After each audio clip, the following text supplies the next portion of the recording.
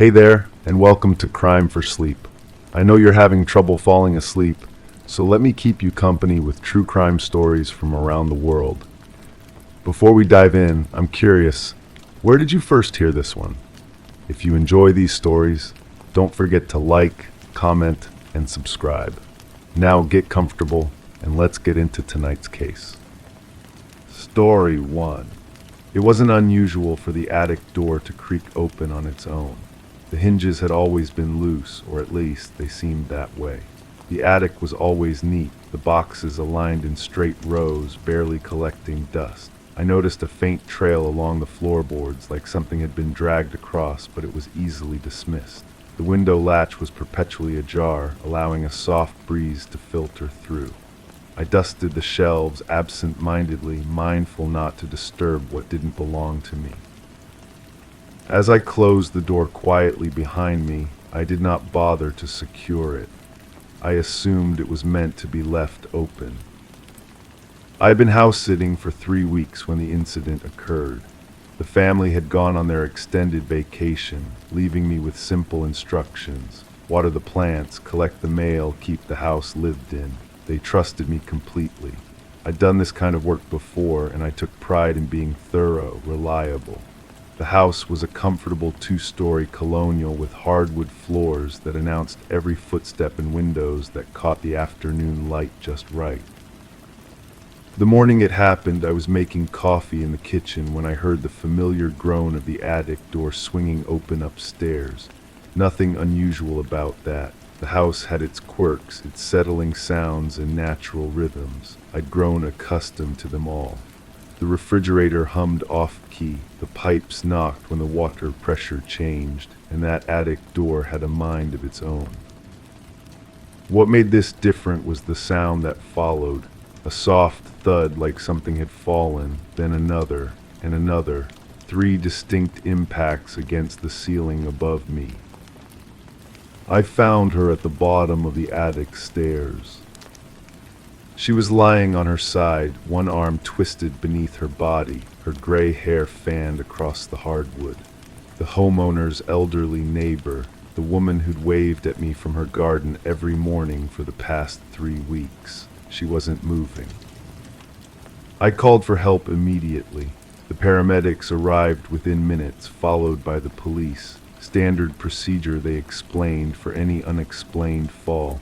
The officers were professional but thorough. They photographed the scene, measured distances, asked about what I'd heard and when. I told them about the door, about the sounds, about finding her there. The preliminary assessment was straightforward: accidental fall. She'd apparently entered through the back door, which I'd left unlocked as instructed by the homeowners. Neighbors often checked on each other's properties in this area. She'd gone upstairs, perhaps to investigate the open attic door, and had fallen backward down the steep stairs. At her age, with her medication affecting her balance, it was tragically plausible. The detective who interviewed me was kind but direct. Had I seen her enter the house? No, I'd been in the kitchen.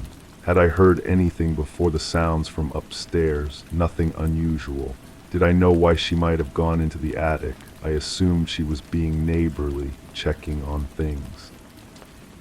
Everything made sense. The case file would be thin but complete. An unfortunate accident in an empty house, witnessed only by the settling of old wood and the whisper of wind through an unlatched window. But that night, as I tried to sleep in the guest bedroom, something nagged at me. A detail that didn't quite fit the neat narrative we'd constructed. When I'd found her, when I'd knelt beside her still form and checked for signs of life, I'd noticed something odd about her clothes. Her sweater was clean, unwrinkled. Her shoes were spotless, as if she'd just put them on. For someone who'd supposedly climbed attic stairs and fallen backward, she looked remarkably tidy. I told myself I was overthinking it. Trauma does strange things to perception, makes you notice irrelevant details while missing obvious ones. The mind seeks patterns even where none exist, but the thought wouldn't leave me alone. The next morning, I found myself standing at the bottom of those same stairs, looking up toward the attic door. In daylight, the scene felt different, less tragic, more puzzling. I climbed the stairs slowly, counting each step, 15 steps to the top. At the landing, I examined the attic entrance. The door hung open as it always did, but now I noticed something I'd missed before. The hinges weren't loose at all. They moved smoothly, silently. The creaking sound I'd grown so accustomed to wasn't coming from the hinges themselves. I stepped into the attic, my footsteps muffled by the thick dust that coated everything. But that wasn't right either. The dust wasn't thick at all. The floorboards were mostly clean, with only a light coating that suggested regular disturbance. And those boxes, arranged in their perfect rows, showed clear signs of being moved recently.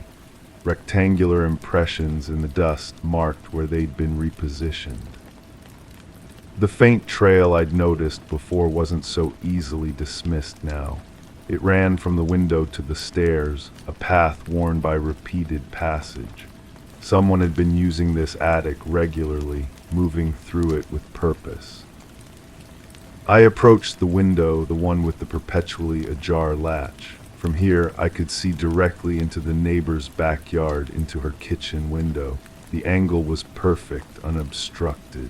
You could watch someone's entire daily routine from this vantage point. When they woke up, when they left, when they returned home. My hands were shaking as I examined the window frame. There were scuff marks on the sill, as if someone had climbed through regularly. The latch wasn't broken or faulty. It was positioned deliberately to allow easy access from outside.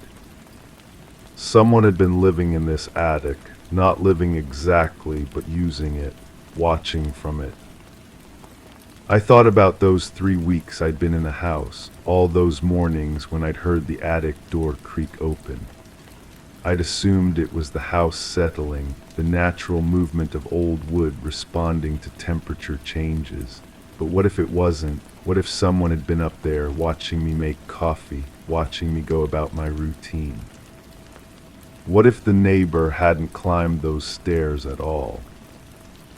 The police report described her injuries as consistent with a backward fall, but I realized I'd never actually questioned that assumption. What if she'd been placed there? What if someone had needed to stage a scene to create a plausible explanation for her presence in the house? I descended the stairs on unsteady legs, my mind racing through possibilities I didn't want to consider. In the kitchen, I made coffee with trembling hands, trying to reconstruct that morning. I'd been standing right here when I heard the attic door open. But had it opened or had it closed, the sound was the same either way. Then those 3 thuds against the ceiling. I'd interpreted them as the sounds of someone falling, but they could just as easily have been someone moving boxes, repositioning things, erasing evidence of their presence. By the time I'd finished my coffee and gone upstairs, she was already there. Already positioned at the bottom of the stairs, her body arranged to tell a specific story.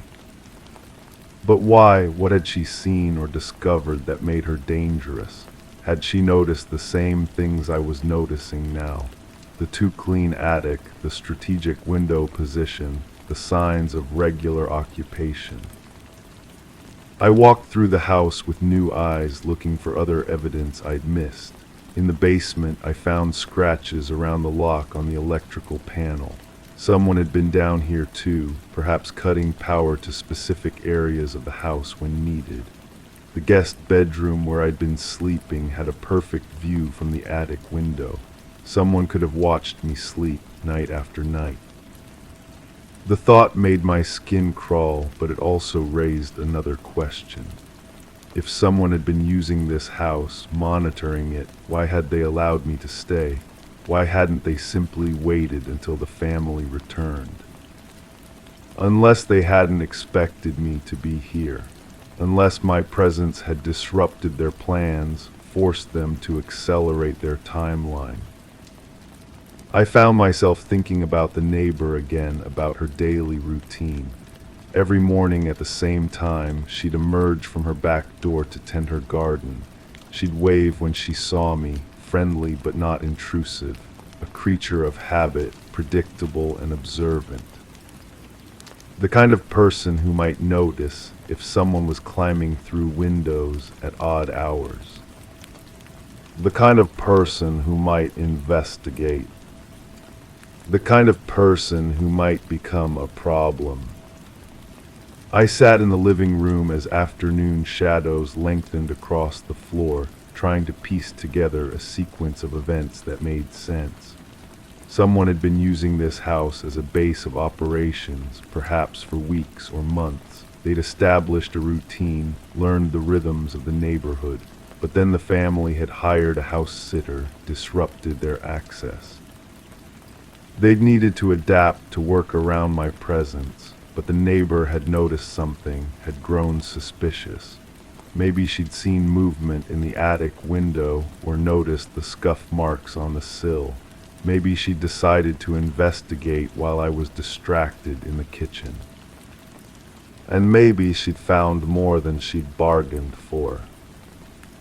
But this theory required accepting something I wasn't ready to face, that someone had been in the house with me.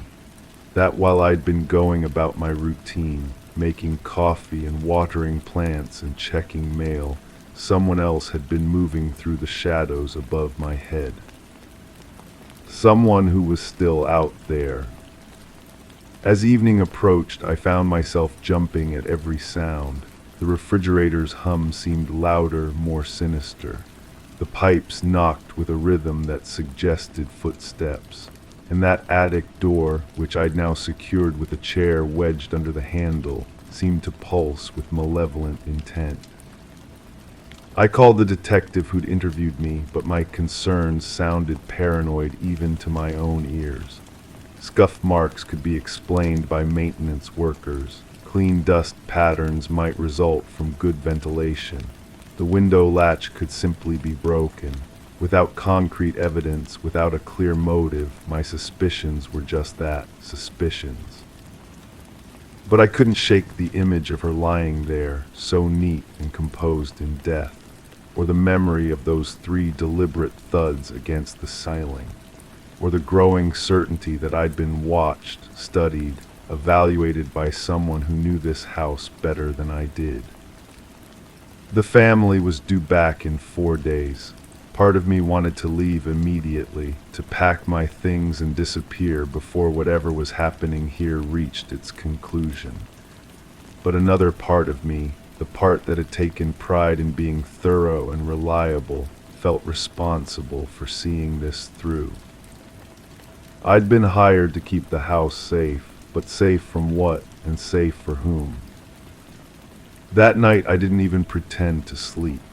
I sat in the living room with all the lights on, listening to the house breathe around me. Every creak, every whisper of air through vents, every tick of the grandfather clock in the hallway seemed loaded with meaning. Around midnight I heard it again, that familiar groan from upstairs, the sound I'd attributed to loose hinges and settling wood. But the chair was still wedged under the attic door handle. The sound wasn't coming from there. It was coming from the master bedroom. I climbed the stairs slowly, each step an act of will. The bedroom door was closed as I'd left it, but light leaked from underneath, a thin line of illumination that shouldn't have been there. I'd checked all the lights before settling downstairs. The room had been dark. My hand hovered over the doorknob, trembling. On the other side of that door was either an explanation or a confrontation I wasn't prepared for, but I'd come too far to turn back now. The room was empty, but the window was open. Not just unlatched, but fully open, curtains billowing in the night breeze. On the windowsill sat a small cardboard box, the kind used for jewelry or keepsakes. It hadn't been there before. Inside the box were photographs, dozens of them taken with a telephoto lens from the attic window. Pictures of the neighbor in her garden, in her kitchen, moving through her daily routines, but also pictures of me. 3 weeks worth of surveillance, documenting my every movement through the house. At the bottom of the box was a note written in careful block letters, "You see too much." I dropped the box, photographs scattering across the hardwood floor. Some landed face up, showing me in moments I'd thought were private, making coffee in the kitchen, reading in the living room, sleeping in the guest bedroom, all taken from above, from angles that suggested the photographer had been inside the house. But the most disturbing image was the last one I picked up. It showed the neighbor at the bottom of the attic stairs, but from an impossible perspective. The photo had been taken from above, looking down at her still form, which meant someone had been in the attic after she fell. Someone had documented the scene before I'd found her. Someone who was sending me a message. I gathered the photographs with shaking hands, my mind struggling to process the implications. The neighbor hadn't died in an accident. She'd been killed, or at least allowed to die, by someone who then arranged the scene to look accidental. Someone who'd been watching both of us, studying our patterns, waiting for the right moment. Someone who was still here. The realization hit me like a physical blow. The open window, the photographs, the note, they weren't just evidence of what had happened. They were a warning about what was going to happen next. I ran for the stairs, but stopped at the top step. Below me, the living room lights were off. I'd left them on, all of them, but now the house was dark except for the pale glow from the street lamps outside. Someone was down there, moving through the darkness with the confidence of familiarity. Someone who knew this house as well as I did, who'd been sharing it with me for 3 weeks without my knowledge. I backed toward the master bedroom, photographs clutched against my chest, trying to think of another way out. But the only other exit was through the attic window, and I wasn't prepared for that kind of escape. Footsteps on the stairs now, slow and deliberate, coming up toward me. I pressed myself against the bedroom wall, heart hammering against my ribs. The photographs in my hands felt like evidence, like proof of something terrible, but they also felt like a confession. By finding them, by seeing what I wasn't supposed to see, I'd crossed a line I couldn't uncross. The footsteps stopped at the top of the stairs. In the silence that followed, I could hear my own breathing, ragged and too loud. Then a voice, soft and reasonable, drifting through the darkness. "You weren't supposed to figure it out." I recognized the voice, though I couldn't immediately place it. Someone I'd spoken to recently, someone who'd seemed helpful and concerned. The detective, one of the paramedics, a neighbor I'd met in passing. "She figured it out too," the voice continued. "Started asking questions, noticing things. People should mind their own business." I pressed harder against the wall, wishing I could disappear into it. The photographs crinkled in my grip, their glossy surfaces slick with sweat from my palms. "But you're different," the voice said, closer now. "You're careful, observant. That could be useful, or it could be dangerous. I haven't decided which yet." A shadow moved across the doorway, backlit by the faint light from the street. I couldn't make out features, just a human silhouette that somehow seemed familiar and strange at the same time. "The family comes back soon," I whispered, surprising myself by finding my voice. "I know, I've been watching them too, watching everyone. This whole neighborhood is so predictable, so routine. Except for you. You've been a variable I didn't account for." The shadow stepped into the room, and I finally saw who'd been sharing the house with me all these weeks. It wasn't someone I'd met during the investigation. It wasn't a stranger who'd been using the attic as a hideout. It was me. Not me exactly, but someone who looked enough like me to pass casual inspection. Same height, same build, same general appearance. Someone who could move through the house during the day while I was out running errands, who could retreat to the attic when I returned. Someone who'd been living my life in parallel, studying me, learning to be me. The photographs slipped from my numb fingers, scattering across the floor again. In the dim light, I could see them differently now. They weren't just surveillance photos. They were reference images, study materials for someone learning to impersonate me. "You're very good at this job," my doppelganger said conversationally. "Reliable, thorough, trustworthy. The family loves you. The neighbors accept you. You've built something valuable here." I tried to speak, to ask questions, to demand explanations, but no sound emerged. The reality of the situation was too vast, too impossible to process. The neighbor was going to ruin everything, they continued. She'd started watching the house too closely, timing my movements. She would have exposed us both eventually. Us both, as if we were partners in this deception. But now she's gone, and soon you'll be gone too. And I'll still be here, taking care of the house, earning the family's trust, living your life better than you ever did. The casual tone, the matter-of-fact delivery made it worse somehow. This wasn't the rant of someone unhinged. This was the explanation of someone who'd thought it through, planned it carefully, considered all the angles. Someone who'd been practicing being me. I found my voice at last, though it came out as barely a whisper. "How long?"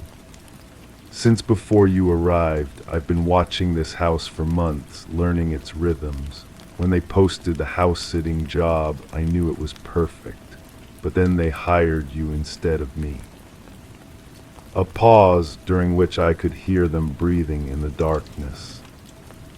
"So I decided to study you instead, learn what made you so appealing to them.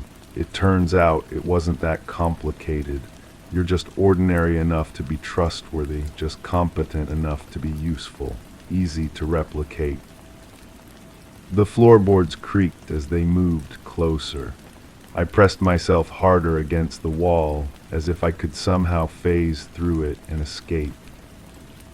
The beautiful thing is, no one will question it when you disappear. House sitters come and go. People drift through other people's lives and then move on.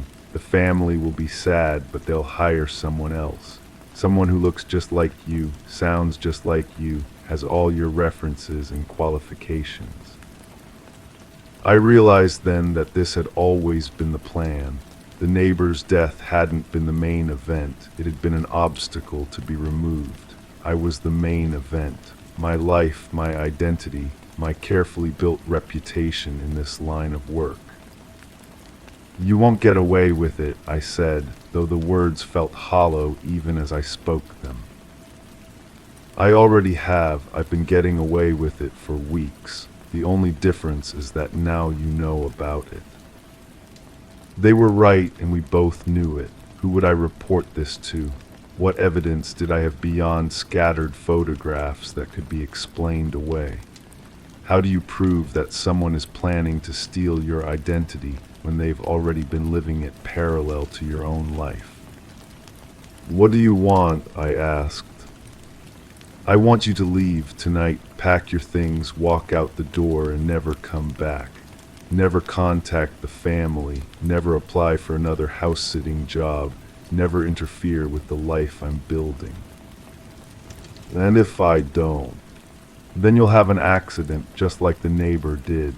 These old houses can be dangerous places.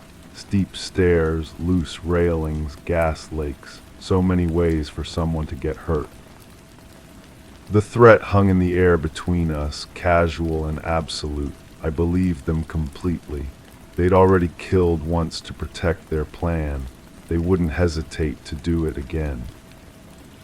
But something in their tone suggested this wasn't their preferred outcome. They'd rather I simply disappeared voluntarily, cleanly, without the complications that came with another suspicious death. It would be easier for everyone if I just walked away. "I need time to think," I said. "You have until morning. The family calls tomorrow afternoon to check in. I need to be the one who answers that phone." They turned and walked away, footsteps receding down the stairs. A few moments later, I heard the front door open and close. They were gone, but I knew they'd be back, and I knew that when they returned, one of us would leave this house permanently. I spent the remaining hours of darkness gathering evidence, documenting everything I could find: the scuff marks on the attic window, the disturbed dust patterns, the photographs which I carefully collected and secured in an envelope. But even as I worked, I knew it wouldn't be enough. The evidence was circumstantial, the story too bizarre to be believed. Who would take seriously a claim that someone had been impersonating me in order to steal my identity as a house sitter? It sounded like paranoid delusion, the kind of story that would get me committed rather than believed. As dawn approached, I sat in the kitchen with a cup of coffee, staring out at the neighbor's empty house. She died because she noticed something was wrong, because she tried to investigate. Now I was faced with the same choice she'd made: walk away and let it continue, or stay and risk everything to stop it. But there was a third option, one that hadn't occurred to me until now. When the phone rang that afternoon, I answered it. The family's cheerful voices filled the kitchen as they asked about the house, the plants, the mail, everything normal. They wanted to know: any problems? "Just one small thing," I said, keeping my voice steady.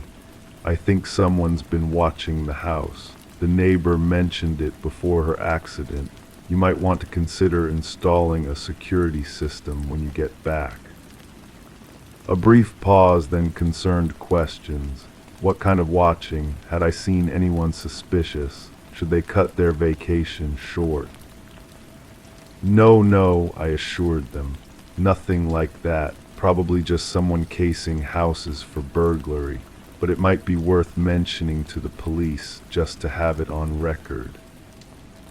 After I hung up, I packed my things methodically. By evening, I was ready to leave, but I didn't go far. I rented a room at a motel across town and settled in to wait. The security system was installed while the family was still away. Motion sensors, cameras, silent alarms connected directly to the police station. When my replacement showed up to finish the house-sitting job, every movement would be recorded, every entrance and exit documented. I never found out exactly what happened when the family returned. I'd moved on by then, taken another job in another town, started building a new reputation with new references. But sometimes I check the local news online, looking for stories about identity theft or suspicious deaths or unexplained disappearances. So far, I haven't found anything, but I keep looking because I know they're still out there. Maybe they moved on to easier targets, or maybe they found another way to disappear into someone else's life. The thing about people who steal identities is that they're very good at not being found. Sometimes, late at night in whatever temporary home I'm occupying, I hear footsteps in the attic or see shadows move past windows. Usually it's nothing, just the normal sounds of houses settling and the play of light through glass. But sometimes I wonder if they followed me, if they're still studying me, still planning to take what I've built. The truth is, I'm not even sure it matters anymore. We're all just temporary occupants of our own lives, house-sitting our own identities until someone else decides they want them. The question isn't whether someone is watching you, it's whether you'll notice when they start moving in. and whether you'll do anything about it when you do. Story 2. I told them I was only checking the window. The room was dim, shadows pooling in corners where the light dared not wander. My fingers brushed the glass, leaving smudges across the surface like faint fingerprints of doubt. The air carried a musty weight, a too familiar scent that clung to each breath and lingered on the tongue. A clock ticked steadily, but its rhythm felt wrong, like a heartbeat skipping time. My gaze drifted to the perfectly aligned books on the shelf, their spines silently accusing. The floor creaked beneath me, its protest a whisper I couldn't quite ignore. And though I spoke with confidence, the evening sky outside reflected more than just my own reflection. That smell comes back to me now, dust and something else, something organic, like old paper left too long in damp places. I keep trying to place it, but every time I think I'm close, the memory shifts sideways. They ask me why I was there so often. Such a simple question, but I found myself stumbling over words that should have come easily. The truth was, I didn't entirely know. Something drew me back to that room, again and again, like a moth circling closer to flame. Just checking things, I told them, but checking for what? The books were always perfectly aligned. I remember noticing that first. Someone had taken great care with them, spacing them just so, their heights creating an almost musical rhythm across the shelves. But there were gaps, empty spaces where volumes should have been, like missing teeth in an otherwise perfect smile. I ran my finger along one gap. The dust pattern was different there, cleaner. Someone had removed a book recently, or maybe not so recently. Time felt fluid in that room, unreliable. The window drew me back, always the window. My reflection stared back from the darkening glass, but sometimes I caught glimpses of movement beyond it. Shapes that shouldn't have been there. Or maybe they were just branches swaying, shadows playing tricks on tired eyes. You seem troubled, someone said once, I can't remember who. The voice floats back to me now, disconnected from any face, any context. Is there something you're not telling us? But how do you explain a feeling? How do you describe the weight of knowing something without knowing what you know? The floorboards had their own language. Each step produced a different note, a wooden symphony of groans and sighs. I learned to walk carefully, placing my feet where the sounds were softer, though I'm not sure why stealth mattered. The room was supposed to be empty. Supposed to be. I found things sometimes, small objects that didn't belong, a button that looked freshly torn from fabric, a pencil still sharp, still smelling of cedar. Once, a single earring, the kind someone might lose in a struggle. Or maybe just in haste. The musty scent grew stronger near the far corner, where shadows gathered thickest. I avoided that area at first, telling myself there was no reason to explore every inch of the space. But curiosity has its own gravity, pulling you toward the very things you'd rather leave undisturbed. They kept asking about my visits, the frequency, the duration, what I did while I was there. I gave them answers, but even as the words left my mouth, I wondered if they were true. Memory is such a fragile thing, so easily influenced by suggestion, by fear, by the desperate need to make sense of senseless things. I was just checking the window, I repeated. The phrase became a kind of mantra, a safe harbor in storms of uncertainty. But windows are meant to be looked through, not just at. And what I saw beyond the glass began to matter more than my own reflection staring back.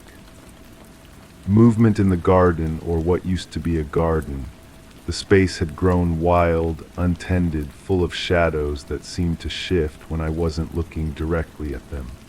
Plants grew in strange patterns there, clustering around certain spots while avoiding others entirely. Nature knows things we've forgotten. The clock's irregular rhythm haunted me. I tried counting the beats, timing them against my own pulse, but the pattern never repeated exactly. Sometimes it raced ahead, urgent and insistent. Other times it dragged, each tick stretching like taffy, marking seconds that felt like minutes. Time was broken in that room. I started bringing a notebook, thinking I might record my observations, make sense of the fragments. But every time I tried to write, the words came out wrong. Sentences that started in one direction wandered off into territory I hadn't intended to explore. My handwriting looked different too, shakier, as if my hand remembered things my mind had chosen to forget. The books began to speak to me, not literally of course, but their arrangement told stories. Gaps appeared and disappeared, volumes shifted positions overnight, or maybe I was the one moving them, rearranging them in my sleep, following some unconscious logic my waking mind couldn't grasp. "You're spending too much time there," someone warned. The voice comes back fragmented, concerned but distant. "It's not healthy." But healthy for whom? And what did health matter when truth hung just beyond reach, waiting in shadows and dust patterns and the spaces between heartbeats? I discovered I could predict the floor's sounds. Step here for a low groan, there for a sharp crack, over there for silence. The room was teaching me its language, and I was becoming fluent in the grammar of old wood and settling foundations. The smell intensified during certain weather. Humid days brought it rushing back, that organic mustiness that made my throat tighten and my thoughts scatter. I started checking forecasts, timing my visits to avoid the worst of it. But avoidance only made the mystery deeper. They found things too, eventually. Items I hadn't noticed, evidence I'd somehow overlooked despite my careful observations. How was that possible? How could I have missed what was hiding in plain sight? "We need to ask you some questions," they said, "about what you saw, about what you might have forgotten." Forgotten, the word hit like a physical blow, because suddenly I realized how much I had forgotten. How many gaps existed in my careful mental catalog of that room and its secrets. The window became my anchor, the one constant in a sea of shifting details. But even reflections lie sometimes, showing you what you expect to see rather than what's actually there. I pressed my palm against the glass, feeling its coolness, its solidity. Real things in a world that had become increasingly uncertain. My handprint joined others on the surface, smudges and marks left by previous visitors. Or by previous versions of myself. The books were whispering now, their pages rustling without any breeze to move them. Stories trying to tell themselves, words seeking voices to speak them aloud. I leaned closer, straining to hear their secrets. But some secrets are meant to stay buried. The corner where shadows gathered thickest began calling to me. No longer avoidable, no longer something I could pretend didn't exist. Whatever was hidden there had been patient, waiting for me to be ready. Or desperate enough. My footsteps sounded different as I approached. The floorboard's familiar language shifted into something urgent, warning. But warnings come too late when you've already crossed the line between curiosity and compulsion. The musty smell was overwhelming there, thick enough to taste. I breathed through my mouth but could still feel it coating my tongue, my throat, my lungs. The smell of things left too long undisturbed. They showed me photographs later, pictures of things I should have seen, should have remembered, but the images felt foreign, like glimpses into someone else's experience. This was right there, they said, pointing. How could you have missed it? How indeed, unless missing it hadn't been an accident, unless some part of my mind had been working very hard to protect me from seeing what was always there.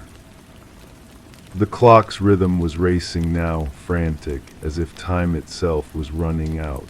Each tick felt like a countdown, but toward what? And could I stop it if I wanted to? My notebook filled with fragments, half-sentences, observations that made no sense when I read them back. My handwriting grew more erratic, letters slanting in directions that defied the lines on the page. Someone else's hand seemed to be guiding the pen. The window showed me different things now, not just my reflection, not just the wild garden beyond, but layers of images superimposed like double-exposed photographs, past and present bleeding together until I couldn't tell which was which. You were there that night, they said. We know you were there. But which night? There had been so many visits, so many times I'd stood at that window, breathing that musty air, listening to the floor's wooden complaints. They all blurred together into one endless evening that never quite ended. The books had rearranged themselves again, or I had rearranged them. The gaps told a different story now, one I was afraid to read but couldn't ignore. Some stories demand to be told. I found myself speaking aloud in the empty room, my voice joining the chorus of creaking wood and ticking clock and rustling pages, confessing things I didn't remember doing, admitting to knowledge I didn't remember gaining. The words came from somewhere deeper than conscious thought. They were right to ask questions, right to probe the gaps in my memory, the inconsistencies in my story, because stories should make sense, should follow logical progression from beginning to middle to end. But this story had no beginning I could identify, no end I could envision. Only an endless middle, cycling through the same fragments over and over. The shadow corner was calling again, had been calling all along, really. I'd just been pretending not to hear.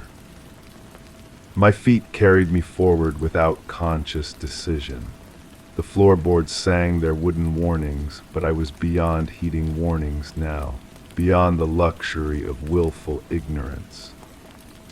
The musty smell enveloped me like a living thing, thick and organic and familiar. So familiar. How had I ever thought it was strange? It was the smell of truth, finally acknowledged. My fingers found the window glass again, seeking that anchor of coolness and solidity. But the surface was warm now, heated by something other than sunlight, and my reflection looked back with eyes I didn't recognize. Eyes that had seen too much. The clock's rhythm slowed, each tick stretching into eternity. Time becoming elastic, unreliable, bending around the weight of accumulated secrets. Just checking the window, I whispered to my reflection, but we both knew that had never been true. The window had been checking me, story 3. It wasn't unusual for the gate to hang open, swinging gently with every breeze that passed.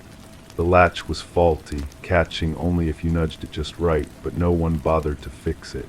Sometimes I noticed footprints in the dust along the path, but they could have been from anyone. The garden's overgrown edges hid them well, blending stories with fallen leaves. The birds nested quieter this season, though I hadn't paid much attention to their songs before. As I walked past the gate, I gave it a cursory glance, but didn't bother to latch it. Some things are meant to be left as they are. The metal taste comes first, always the metal taste, coating my tongue like I've been sucking on pennies. I wake up with it sometimes, and I know the dreams have been at me again. The ones where I'm standing somewhere I shouldn't be, watching something I shouldn't see. There was a garden, I'm sure of that much, the kind with more weeds than flowers, where the roses had gone wild and the hedge needed cutting. Someone lived there or used to live there. The mailbox tilted at an angle that suggested neglect, and newspapers gathered yellow on the porch. But wait, no, that's not right. The newspapers were always gone by afternoon. Someone was taking them in. Someone was there. I remember walking past that gate more than once. The hinges made a sound like a sigh every time the wind caught it, metal on metal, soft and resigned.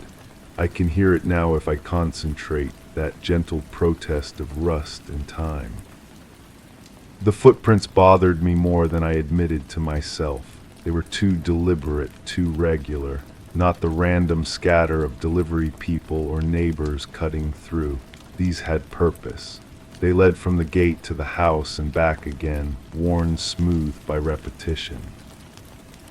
I should mention the smell, sweet and cloying like fruit left too long in the sun. It hung around the garden's edges, stronger on humid days. I told myself it was just the compost pile hidden behind the tool shed, but compost doesn't smell like that. Not exactly like that. The woman next door mentioned it once. Mentioned her, the one who lived behind the broken gate. Said she kept odd hours, that sometimes lights would be on all night and then dark for days. Said she tried to introduce herself once but got no answer, even though she could see movement through the curtains. Probably just private, I said, because that seemed reasonable. People are allowed to be private. People are allowed to keep their curtains drawn and their gates unlatched and their gardens overgrown. People are allowed to disappear for days at a time without explanation. But the metal taste gets stronger when I think about that conversation, like my mouth is full of old coins and regret. I walked past the gate again yesterday, or maybe it was last week. Time folds in on itself when you're trying to remember things you're not sure you want to remember. The footprints were still there, but they looked different somehow. Deeper, maybe, or going in a different direction. The gate was closed. That stopped me cold. In all the times I'd passed by, through all seasons and all weather, that gate had never been properly closed. The latch was broken. Everyone knew that. You'd have to hold it shut with your hand or prop something against it. I stood there staring at it, and the metal taste flooded my mouth so strong I had to spit into the weeds. My hands were shaking, though I couldn't say why. It was just a closed gate, just a simple thing, finally working the way it was supposed to work. But gates don't fix themselves. The smell was different too, still sweet, still cloying, but with an edge to it now. Like the fruit had moved past overripe into something else entirely. Something that made me want to breathe through my mouth instead of my nose. I should have walked away then, should have minded my own business and let sleeping dogs lie and all those other phrases people use when they want to avoid uncomfortable truths. But I didn't walk away. I stood there with my hand on the gate latch, feeling the metal warm under my palm, and I pushed. The hinges didn't sigh this time, they screamed. The path looked longer than it had from the street, narrower too, with the overgrown hedge pressing in from both sides like it was trying to hide something, or hide from something. The footprints were clearer here, stamped into the earth with the kind of weight that comes from carrying something heavy. Or someone heavy. No, that's not where this goes. That's not what I saw. I saw a garden, overgrown and neglected. I saw a house with drawn curtains and a tilted mailbox. I saw nothing out of the ordinary, nothing that would explain the metal taste or the shaking in my hands or the way my heart hammered against my ribs like it was trying to escape. The newspapers were piled by the door, not yesterday's or last week's, but months' worth, maybe more. The plastic bags had split and the pages had gone soggy with rain and time, bleeding ink into gray puddles on the porch boards. I knocked anyway, 3 sharp raps that echoed in the space between the house and the hedge. No answer, but I hadn't expected one. The windows were dark, and darkness has its own kind of finality. The door was unlocked. I tell myself I didn't go in. I tell myself I stood on that porch with my hand on the doorknob, breathing that sweet sick smell and listening to the silence, and then I turned around and walked away. I tell myself I latched the gate behind me and never looked back. But the metal taste tells a different story. Inside was the kind of quiet that presses against your eardrums, the kind that makes you aware of your own breathing, your own heartbeat, the small sounds your body makes just by existing. The curtains were drawn tight, but thin lines of light leaked through the edges, striping the walls with pale gold. The smell was stronger here, much stronger. It seemed to come from everywhere at once, soaked into the wallpaper and the carpet and the stale air itself, sweet and wrong and getting wronger with every breath. I called out, "Hello, is anyone home?" My voice sounded small and foreign in that thick silence. No one answered, but something creaked upstairs. Old houses do that, I told myself. They settle and shift and make noises that mean nothing at all. The living room looked normal enough. Furniture covered in dust sheets, magazines scattered on a coffee table, a television that probably hadn't been turned on in months. But normal can be its own kind of wrong when you're expecting something else entirely.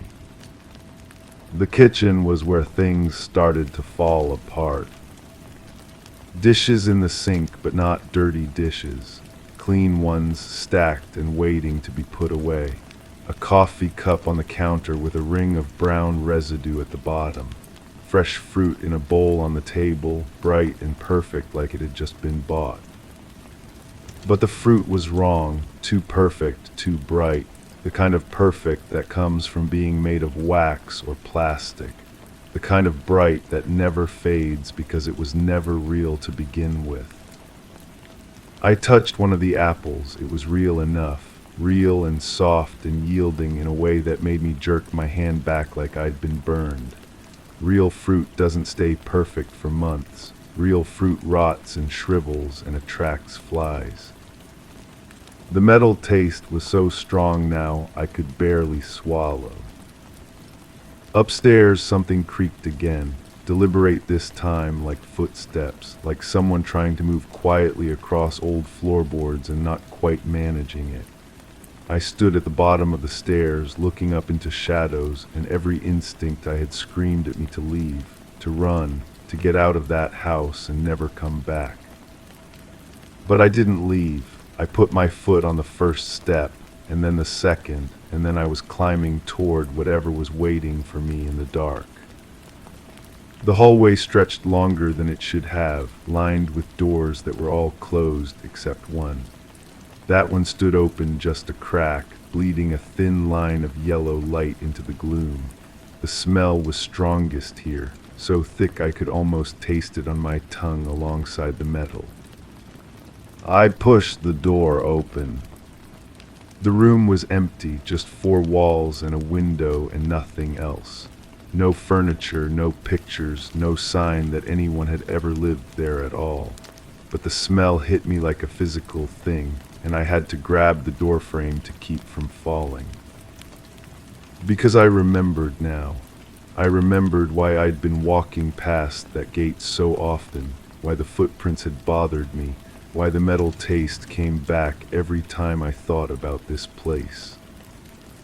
I remembered her. She used to wave from the garden, used to smile when I passed by, that kind of neighbor smile that doesn't mean anything except politeness. We talked a few times, brief conversations about the weather or the neighborhood or nothing at all. She seemed nice enough, quiet but nice. And then one day she wasn't there anymore.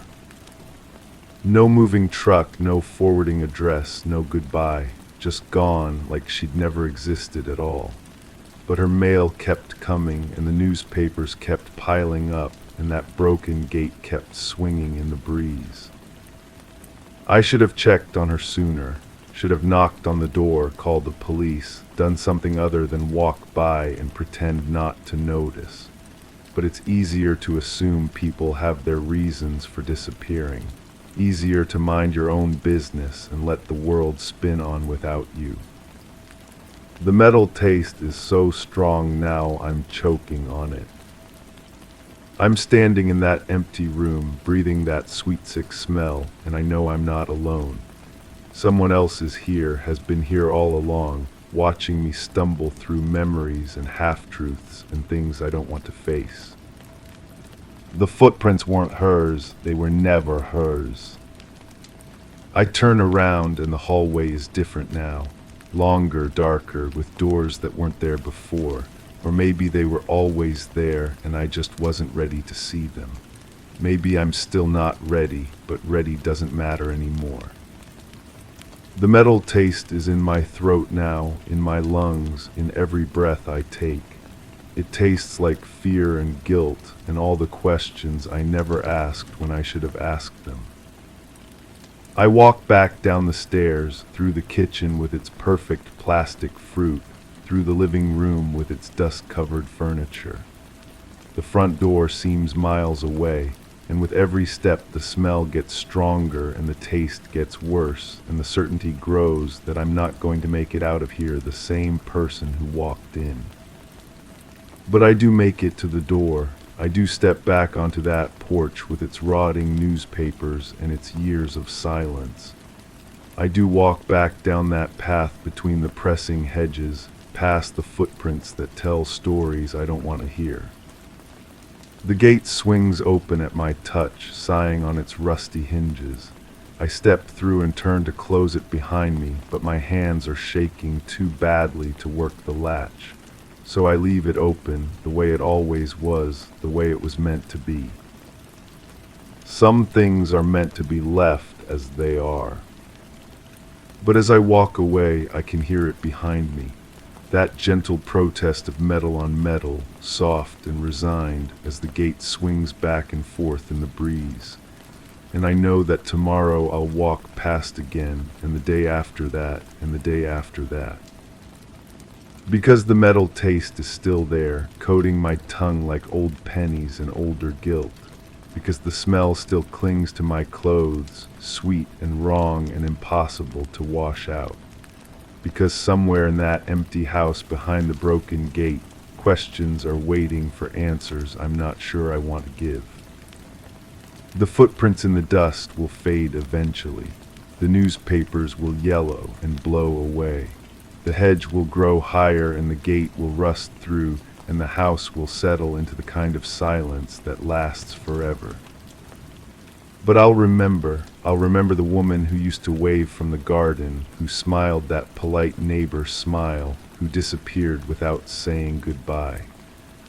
I'll remember the perfect fruit that should have rotted, the clean dishes that should have been dirty, the footprints that told the wrong story.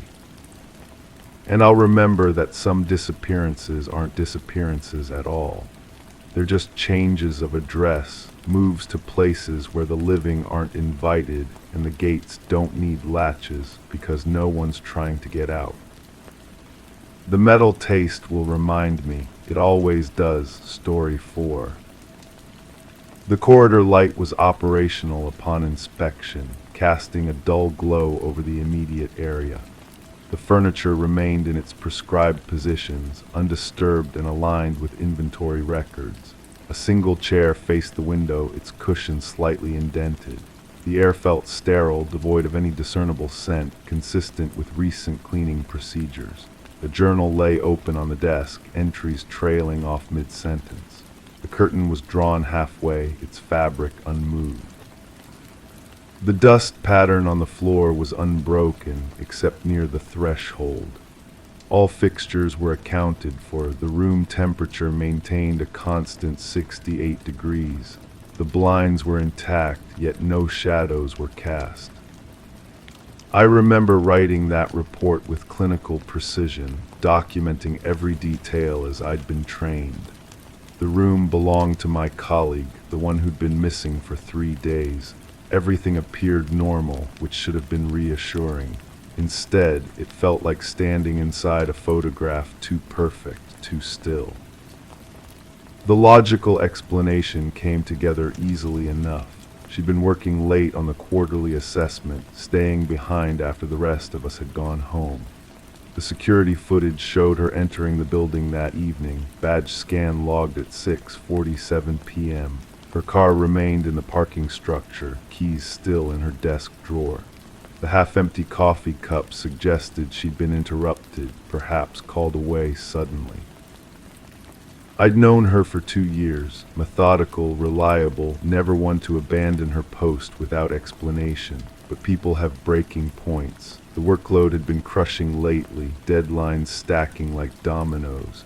Maybe she'd simply walked out, caught a taxi, bought a bus ticket to somewhere far from here. Maybe she was sitting on a beach right now, laughing at our concern. The building's security system recorded nothing unusual after her entry. The night janitor confirmed seeing lights in her office around 9 o'clock. By morning, she was gone, leaving behind only that indented cushion and the journal with its unfinished sentence. The pattern suggests something we haven't considered, something that makes me question whether. The sentence ended there, pen mark trailing off as if her hand had been pulled away. But even as I constructed this rational narrative, my body kept insisting otherwise. Walking through that room, I'd felt a chill that had nothing to do with the maintained temperature. The sterile air seemed too clean, as if it had been scrubbed of more than just dust and germs. My fingers tingled when I touched the chair, and for a moment I could have sworn I smelled something beneath the antiseptic, something organic and warm, like copper pennies left in the sun. The security footage bothered me too, though I couldn't articulate why. She entered at 6:47, yes, but there was something in her posture, the way she moved through the lobby. Not rushed, not casual, deliberate, like someone walking toward an appointment they both anticipated and dreaded. I started having dreams about that room. In them, the furniture moved slightly between blinks. The journal pages fluttered, though no air stirred. The indentation in the chair deepened, as if an invisible weight pressed down harder and harder. I'd wake with the taste of metal in my mouth and the sensation that someone had been standing beside my bed, watching. During the day, I'd catch myself returning to her office. Each time I noticed new details that shouldn't have been possible. Fingerprints on the window glass, though the cleaning crew insisted they'd wiped every surface. A faint outline on the carpet where something rectangular had been placed, though nothing was missing from the inventory. The journal's pages seemed different too, not the content, but the way the ink caught the light, as if the words had been written over something else. The building's basement held the building's mechanical systems, areas most of us never visited. But I found myself drawn there, following corridors that seemed to stretch longer than the building's footprint should allow. The air grew warmer as I descended, carrying sounds that might have been machinery or might have been something else entirely. Once I thought I heard typing the rapid, urgent rhythm of someone working against time. My rational mind insisted these were stress responses, grief manifesting as paranoia. Missing persons cases create their own psychology of doubt. The mind fills gaps with shadows, transforms ordinary spaces into theaters of possibility. Every unexplained detail becomes sinister, every coincidence a conspiracy. But my dreams grew more vivid. I saw her in that chair, not sitting but pressed down into it, her hand moving across the journal pages as if guided by something else. The words she wrote weren't the ones that appeared in daylight. In the dream, she wrote about sounds in the walls, about meetings that weren't on any calendar, about people who worked different shifts but somehow never appeared on employee records. The building's architectural plans, I discovered, didn't match its actual layout. Rooms existed that weren't on the blueprints. Corridors led to spaces marked as storage but functioning as something else entirely. The basement extended further than anyone acknowledged, its mechanical systems serving purposes that weren't documented in any manual I could find. I began staying late myself, retracing her last known steps. The building felt different after hours, as if it exhaled secrets once the daytime bustle ended. Elevators stopped at floors I hadn't pressed. Lights flickered in patterns that seemed almost communicative. The ventilation system carried voices, fragments of conversation from rooms that should have been empty. One evening I found myself in the basement again, following the sound of typing. The mechanical room's door stood ajar, though I was certain I'd seen it locked. Inside, banks of servers hummed in configurations I didn't recognize. The typing sound came from everywhere and nowhere, echoing off metal surfaces and disappearing into shadows. On a desk between the servers lay another journal, identical to the one in her office. This one was filled with handwriting I recognized hers, but different somehow, urgent, frightened. The entries described experiments, observations, data collection on subjects who weren't aware they were being studied. The building wasn't just an office complex. It was something else, something that required careful documentation and periodic reporting to entities whose names were written in codes I couldn't decipher. The final entry, dated the day she disappeared, read, "They know I know, the pattern is clear now. The missing people, the altered records, the rooms that don't exist on paper but house equipment that shouldn't exist at all. I have to get this information out, but I don't think they'll let me leave. If someone finds this, look for the others. Look in the spaces between spaces. Look for what isn't supposed to be there." I backed away from the desk, journal clutched in my hands, but when I looked down, my fingers held nothing. The desk was empty. The servers hummed their mechanical song, indifferent to my presence. The rational explanation reasserted itself as I climbed back to the main floors. Stress-induced hallucinations, grief creating elaborate fantasies. Buildings are just buildings, made of concrete and steel and mundane purpose. People disappear for ordinary reasons: mental breakdown, family crisis, simple desire to start over somewhere else. But I can't stop returning to that room, can't stop touching the indented cushion and reading the unfinished sentence. The building keeps its secrets, maintains its perfect temperature, casts no shadows despite intact blinds, and sometimes in the space between what I know and what I fear, I hear typing in the walls. The investigation remains open. The logical explanation stands: voluntary disappearance, personal crisis, case pending further evidence. But I've started keeping my own journal now, documenting patterns that shouldn't exist, coincidences that feel like clockwork. And I can't shake the feeling that someone, somewhere in this building's hidden spaces, is documenting me. Story 5. The weight of silence. The pen rolled to a stop across the paper. Fingertips tingled from the touch of smooth parchment, the ink still glistening in the dim light. A faint scent of musty paper lingered in the air, familiar yet unsettling. The silence was heavy, as if the room held its breath, waiting. I traced the edge of the page, feeling the texture change where ink had dried. Something was amiss, something elusive, as though the pages whispered their secrets only to shadows. The air felt dense, and I knew the invitation to turn away had been ignored. The letter had arrived that morning, slipped beneath my door while I slept. No postmark, no return address, just my name written in careful script across cream-colored paper. Inside, a single line: "She wants you to know the truth." The handwriting belonged to no one I could identify, yet something about the careful loops and measured spacing felt achingly familiar. I'd been working as a freelance journalist for the better part of a decade, specializing in cold cases that had slipped through the cracks of public memory. Most of my subjects were forgotten victims, their stories buried beneath years of bureaucratic indifference. But this felt different, personal. The weight of the paper between my fingers carried an urgency that made my chest tighten. The case file sat on my desk, thick with photocopied documents and faded photographs.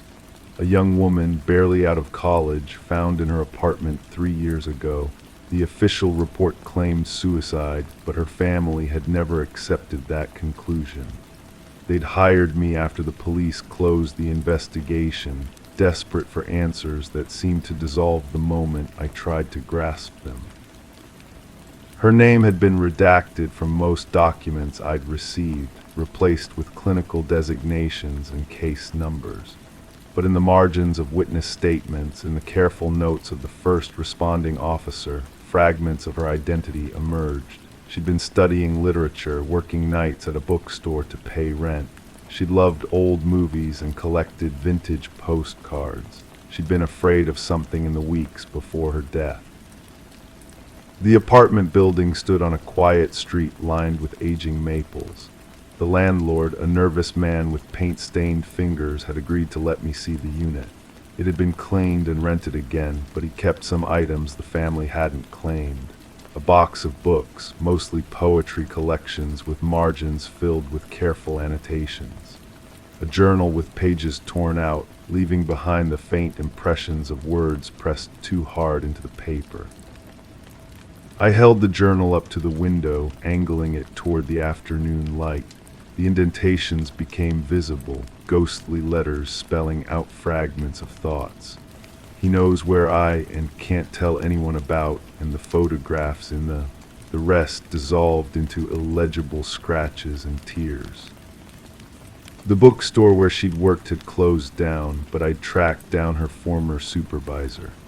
She agreed to meet me at a coffee shop, her hands wrapped around a ceramic mug, as if seeking warmth from something more than the drink inside. She remembered the victim as quiet, reliable, someone who arrived early and stayed late without complaint. She changed, though, the supervisor said, her voice dropping to barely above a whisper. In those last few weeks, she seemed frightened, kept looking over her shoulder, asking if anyone had been asking about her. I thought maybe she had an ex-boyfriend causing trouble, but she said it wasn't like that. Did she mention anyone specifically? The woman's fingers tightened around her mug. She talked about someone from her past, someone who'd found her again. She said she thought she'd left all that behind when she moved here. But the past has a way of catching up, doesn't it? I pressed for more details, but she claimed to remember nothing else. Yet something in her expression suggested she was holding back, weighing her words carefully before speaking. The conversation ended abruptly when she glanced toward the window and announced she had to leave. I watched her hurry down the sidewalk, glancing back once before disappearing around a corner. The police report contained interviews with neighbors, most claiming to have heard nothing unusual on the night she died. But one statement stood out, buried near the end of the file. An elderly man from the apartment below mentioned hearing voices, a conversation that seemed to go on for hours. He'd assumed she was on the phone, but the cadence was wrong for a one-sided conversation. Two distinct voices, one belonging to the victim, the other deeper, masculine. The coroner's report raised its own questions. The victim had died from an overdose of sleeping pills, but the quantity found in her system was precisely calculated, enough to ensure death without causing the violent physical reactions that might have alerted neighbors. The pills themselves were prescription medication, but not prescribed to her. The bottle had never been found. I spent an afternoon at the library, scrolling through newspaper archives, searching for any mention of the case. Most articles were brief clinical summaries that accepted the official conclusion without question. But one reporter had dug deeper, interviewing friends and classmates who painted a picture of someone planning for the future, not someone contemplating ending her life. The article mentioned a scholarship she'd recently received, a graduate program she'd been excited to start.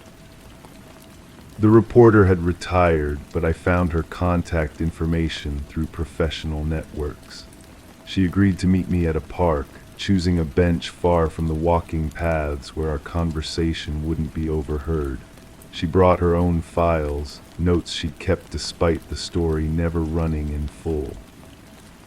The editor killed the piece, she explained, shuffling through yellowed pages. Said there wasn't enough evidence to contradict the official findings, but I knew something was wrong. This girl had plans, dreams. She just signed a lease renewal, bought textbooks for the next semester. People don't make those kinds of commitments if they're planning to die. She handed me a photograph, a candid shot taken at some kind of social gathering. The victim stood in the center, smiling genuinely, surrounded by friends. But in the background, partially obscured by shadows, stood a figure that made my breath catch. The face was unclear, but something about the posture, the way the person seemed to be watching rather than participating, felt predatory. I tried to identify everyone in this picture, the reporter continued. Most were classmates, people from her program, but that person in the back, nobody seemed to know who they were. Like they'd crashed the party or been invited by someone who couldn't remember extending the invitation. The photograph felt warm in my hands, as if it had been sitting in sunlight. I studied the mysterious figure, trying to make out details that might provide a clue to their identity. The angle was wrong, the lighting too dim, but there was something familiar about the silhouette that I couldn't quite place.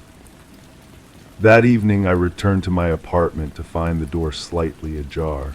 I was certain I'd locked it, had even double-checked the deadbolt before leaving. Inside, nothing seemed disturbed, but the air felt different, carrying the faint scent of cologne or aftershave that didn't belong to me. I searched every room, checking windows and closets, but found no signs of forced entry or missing items. The case file remained exactly where I'd left it, but something felt wrong about its arrangement. The papers seemed to be in the same order, the photographs stacked the same way, yet I had the unsettling sense that someone had gone through everything carefully, examining each document before replacing it precisely. I tried to dismiss the feeling as paranoia, but sleep came fitfully that night. The next morning brought another letter. This one slipped under my door while I showered. The same careful handwriting, the same cream-colored paper. Some truths are dangerous to know. No signature, no additional explanation. I held the paper up to the light, searching for watermarks or other identifying features, but found nothing distinctive. I decided to visit the victim's family, hoping they might provide context for the anonymous correspondence. They lived in a modest house on the outskirts of town, the kind of neighborhood where people knew their neighbors and children played in fenced yards. The victim's mother answered the door, her eyes immediately recognizing me from our previous phone conversations. She led me to a living room that felt like a shrine to her daughter's memory. Photographs covered every surface, documenting a life from childhood through college graduation. Academic awards hung on the walls alongside artwork and poetry the victim had created. It was the room of someone who had been deeply loved, whose absence left a void that could never be filled. She called me the week before she died, the mother said, settling into a chair beside a table laden with framed pictures. She sounded scared, but she wouldn't tell me why. Said she might need to come home for a while, take a break from school. I told her she was always welcome, that her room was waiting for her. Did she mention anyone specific, someone who might have been bothering her? The woman's hands twisted in her lap, a gesture that spoke of conversations replayed countless times in memory. She said someone from her past had contacted her, someone she'd hoped never to see again. But when I asked for details, she changed the subject, said she didn't want to worry me with old problems. I asked about the victim's history, any relationships or incidents that might have created lasting enemies. The family had moved several times during her childhood, following her father's job transfers, but they remembered no serious conflicts or threatening situations. She'd been a quiet child, studious and careful, someone who avoided confrontation whenever possible. There was one thing, the mother added hesitantly. In high school, she had a teacher who made her uncomfortable. She never said anything inappropriate happened, but she dropped his class and refused to talk about why. We didn't push her for details maybe we should have. The teacher's name had been lost to time and the family's multiple relocations, but the incident suggested a pattern of someone who attracted unwanted attention from authority figures. I made notes to research her academic history, looking for other instances of sudden course changes or unexplained transfers. As I prepared to leave, the mother walked me to the door, her steps slow and measured. She was planning to visit us, she said quietly. Had already bought a bus ticket for the weekend after she died. The ticket was in her purse when they found her. Does that sound like someone who was planning to kill herself? The question haunted me during the drive home. The official investigation had noted the bus ticket but dismissed it as irrelevant, possibly purchased weeks earlier for a trip that had been canceled. But the ticket was dated just days before her death, purchased online using her credit card in a transaction that suggested spontaneous decision-making rather than long-term planning. I began mapping the timeline of her final week, using credit card records and witness statements to reconstruct her movements. She'd attended classes regularly, worked her scheduled shifts at the bookstore, even made plans with friends for the following weekend. Her behavior suggested someone dealing with a specific, immediate threat rather than the gradual despair typically associated with suicide. The breakthrough came from an unexpected source. While reviewing her phone records, I noticed a pattern of calls from a number that didn't match any of her known contacts. The calls were brief, usually lasting less than a minute, and they'd increased in frequency during her final weeks. The number was registered to a prepaid phone, purchased with cash, making it nearly impossible to trace. But phone records also showed her location data, painting a picture of someone whose routine had been disrupted by fear. She'd begun taking different routes to work, varying her schedule in ways that suggested she was trying to avoid someone. On her final day, her phone had traveled to locations that didn't match any known appointments or obligations. I plotted these locations on a map, looking for patterns that might reveal her state of mind. One address stood out, a residential street where her phone had remained stationary for nearly an hour. The location corresponded to a house that had been sold recently, its previous owner having moved away suddenly according to neighborhood gossip. The current residents were a young couple who'd bought the house through a real estate agent, never meeting the previous owner directly. They'd found it odd that someone would sell so quickly, leaving behind furniture and personal belongings that suggested a hasty departure. Among the abandoned items were photographs and documents that the new owners had boxed up, intending to forward them if they ever located a forwarding address. They allowed me to examine the boxes, curious about their mysterious predecessor. Most of the contents were mundane household bills and family photographs spanning several decades. But buried beneath layers of everyday documents, I found something that made my hands shake. A photograph of the victim, much younger, standing beside a man whose face had been carefully cut out of the picture. The photograph was old, probably taken during her high school years based on her apparent age and the setting. Someone had taken great care to remove the man's image, using a sharp blade to cut around his silhouette with surgical precision. But they'd left behind his hands, visible at the edges of the cut, and a partial view of his clothing that suggested someone older, possibly a teacher or other authority figure. I examined the photograph under a magnifying glass, searching for any details that might provide clues to the man's identity or the reason for his removal. The victim appeared uncomfortable in the picture, her smile forced and her posture suggesting she was trying to maintain distance from whoever had been standing beside her. The setting appeared to be some kind of academic event, with books and awards visible in the background. The discovery connected to the mother's mention of a problematic teacher, suggesting a pattern of inappropriate attention that had followed the victim across years and geographic relocations. But it also raised disturbing questions about how this person had tracked her movements and discovered her current address.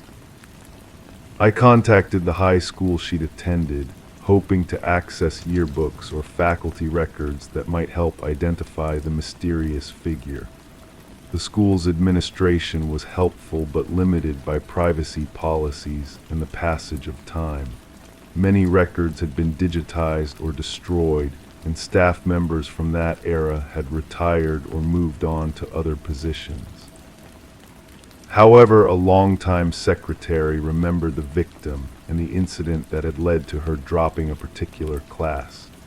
She couldn't provide the teacher's name without proper authorization, but she confirmed that the situation had been serious enough to involve the principal and the victim's parents. The teacher had left the school suddenly at the end of that semester, officially for personal reasons, but amid rumors of inappropriate conduct. We all wondered what really happened, the secretary confided during our phone conversation. The girl was so bright, so promising, and then she just seemed to withdraw from everything. Her grades suffered, she stopped participating in activities she'd loved. It was like someone had stolen her confidence. The pattern was becoming clearer, but the identity of the perpetrator remained elusive. I began researching teacher databases and employment records, looking for someone who might have moved between school districts around the same time as the victim's family relocations. The work was tedious and often frustrating, as many records were protected by privacy laws or had been lost to budget cuts and administrative changes. Persistence eventually yielded results. I found a teacher whose employment history matched the victim's geographic movements with unsettling precision.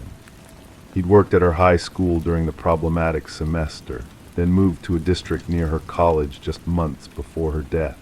His official credentials were impressive, his references glowing, but there were gaps in his employment history that suggested problems had been quietly resolved through resignation rather than formal disciplinary action. The teacher's current address was listed in a professional directory, a small apartment in a complex near the victim's neighborhood. I drove past the building several times, noting its proximity to her regular routes and the clear sightlines it offered to the street she used to walk home from work. Someone living there could have easily monitored her daily routine without being noticed. I debated whether to approach him directly or continue gathering evidence from a distance.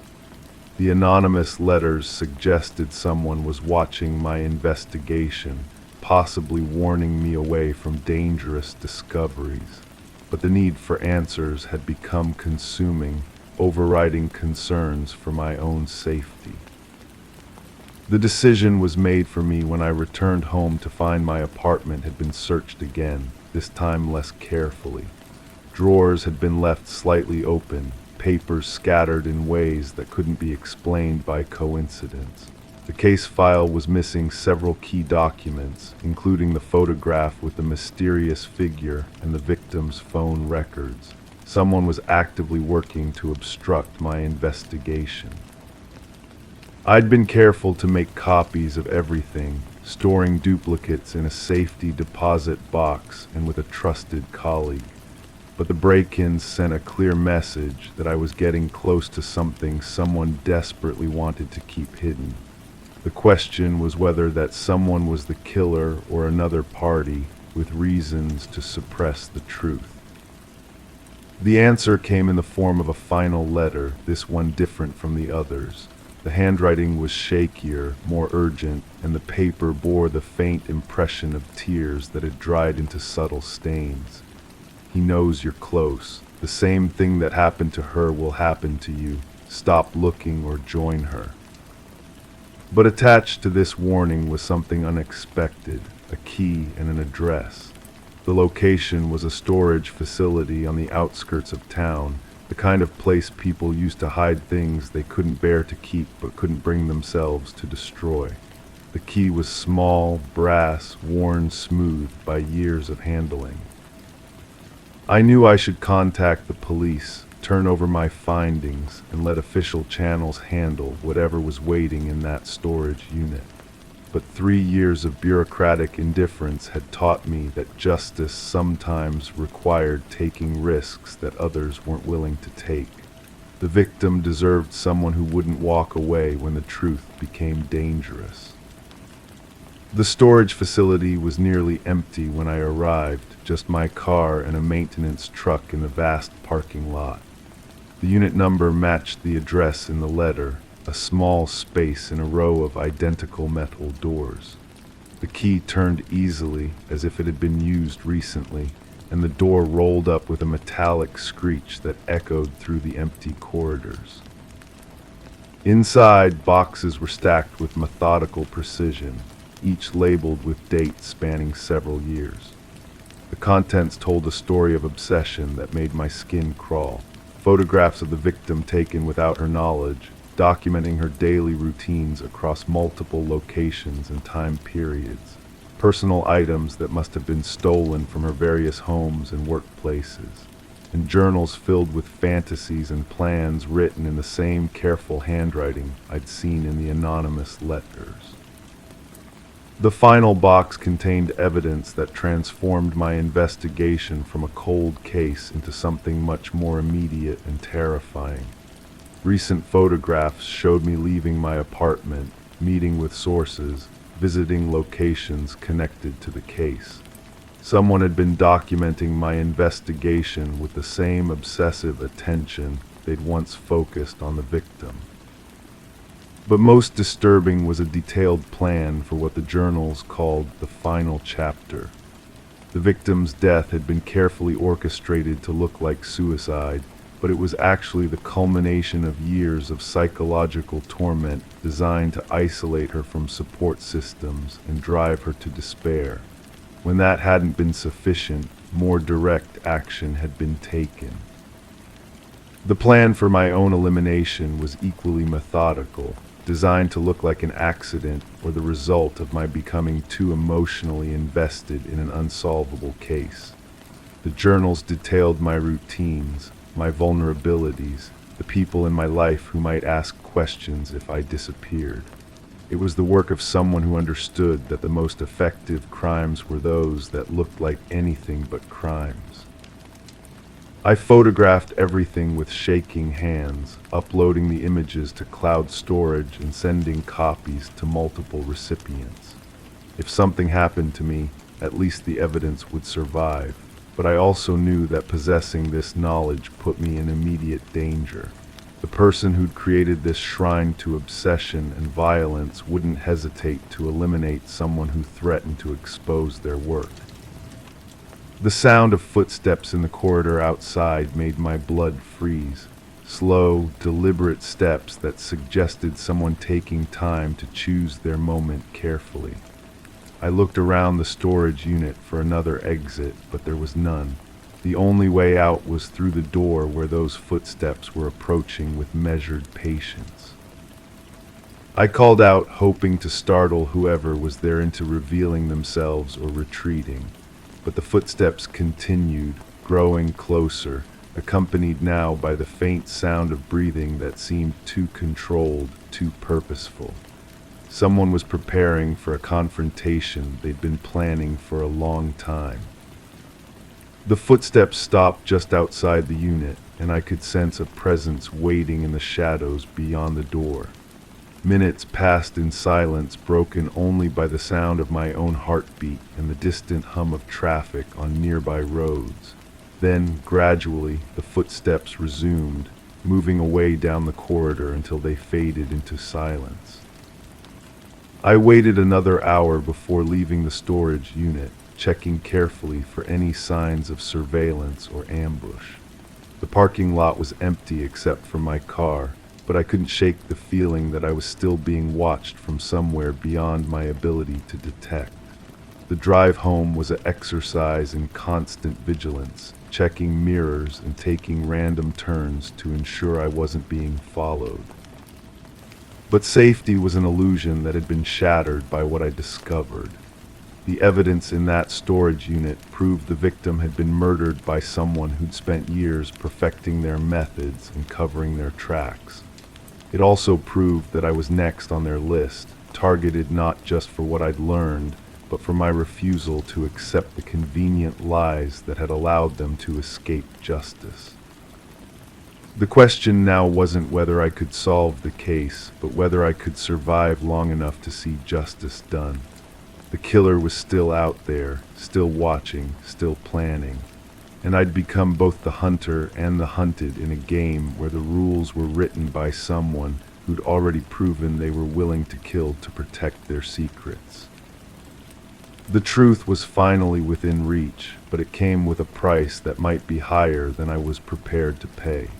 In seeking justice for one victim, I'd potentially created another.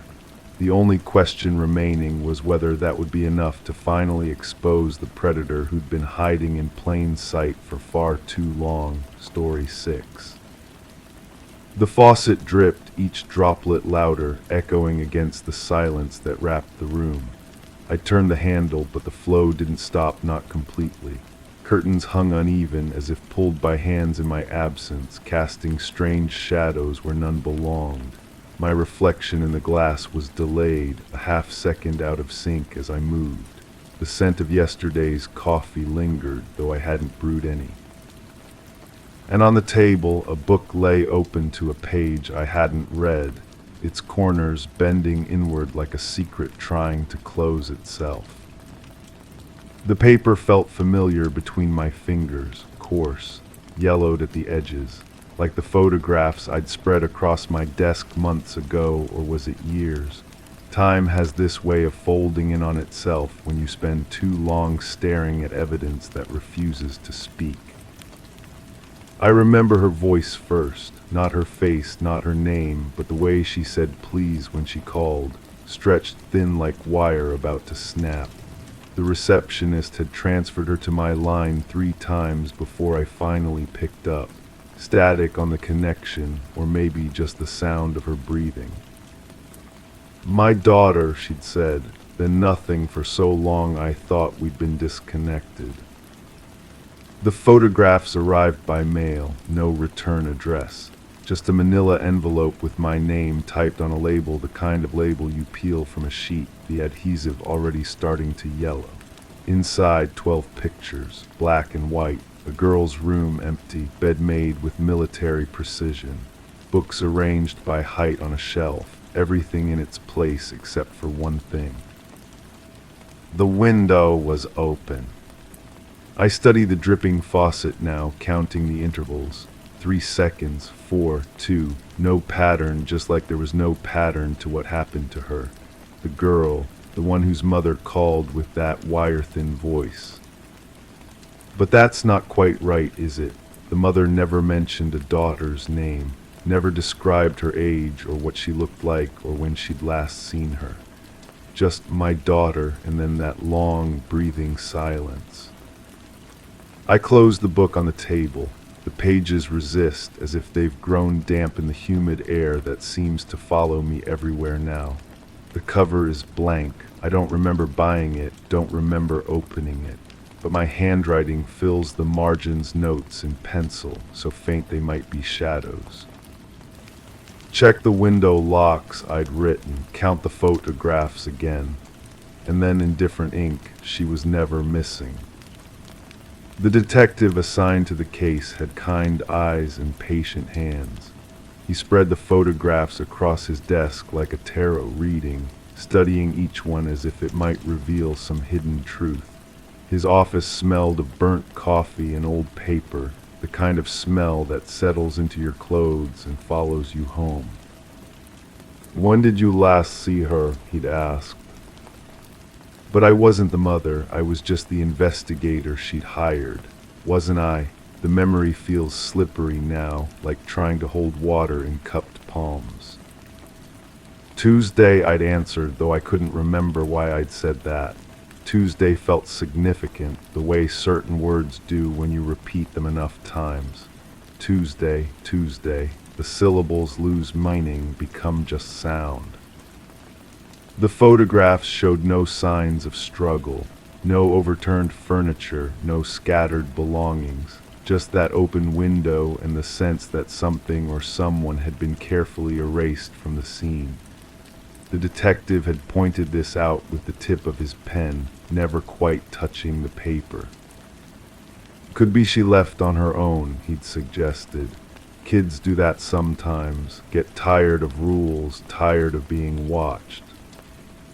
But the room was too perfect, too deliberately arranged, like a stage set waiting for actors who would never arrive. I turn off the faucet again, though I don't remember turning it on. The dripping continues. Outside, rain begins to fall, each drop against the window creating its own rhythm. The sound layers over itself until I can't distinguish between the water in the sink and the water on the glass. The mother had met me at a diner on the edge of town. I remember the vinyl booth, cracked and patched with silver tape. She ordered coffee but never drank it, just wrapped her hands around the cup like it was anchoring her to something solid. She was a good girl, the mother had said, never caused trouble, never stayed out late. I'd taken notes on a yellow pad, the kind lawyers use. My handwriting looked different then, more confident, more certain of what it was recording. Now when I look at those notes, the words seem to shift on the page. 17 years old, I'd written, then crossed out. 16, crossed out again. The age kept changing, as if the girl was growing younger with each revision, fading backward through time. The mother's hands had trembled when she reached for her purse. Inside, a photograph, color this time, not like the black and white images that would arrive later. A girl with dark hair and serious eyes standing in front of a house I didn't recognize. The background was blurred, deliberately out of focus, so you couldn't make out details of where it had been taken. This was last month, the mother had said, but the photograph looked older. The colors were too saturated. The way pictures from decades past always seem more vivid than memory allows. I study my reflection in the window now, watching it lag behind my movements. The girl in the photograph had looked like that, too slightly out of sync with the world around her, as if she existed a fraction of a second in the past. The investigation had started simply enough. Missing person cases usually do. You begin with the last known whereabouts, work backward through routines and relationships, build a timeline that makes sense. But this case resisted timeline. Every fact I gathered seemed to contradict the last. The school had no record of her enrollment. The neighbors couldn't recall seeing her. Even the mother's stories began to shift and change, details rearranging themselves like puzzle pieces that belonged to different pictures. She loved to read, the mother had told me during our second meeting. We'd met at the same diner, sat in the same booth. But this time she'd ordered tea instead of coffee, and when I checked my notes later, I found I'd written hated books in the margin. Memory is unreliable, I know this. I've worked enough cases to understand how witnesses reshape events, how trauma can edit experience until fiction becomes indistinguishable from fact. But this felt different.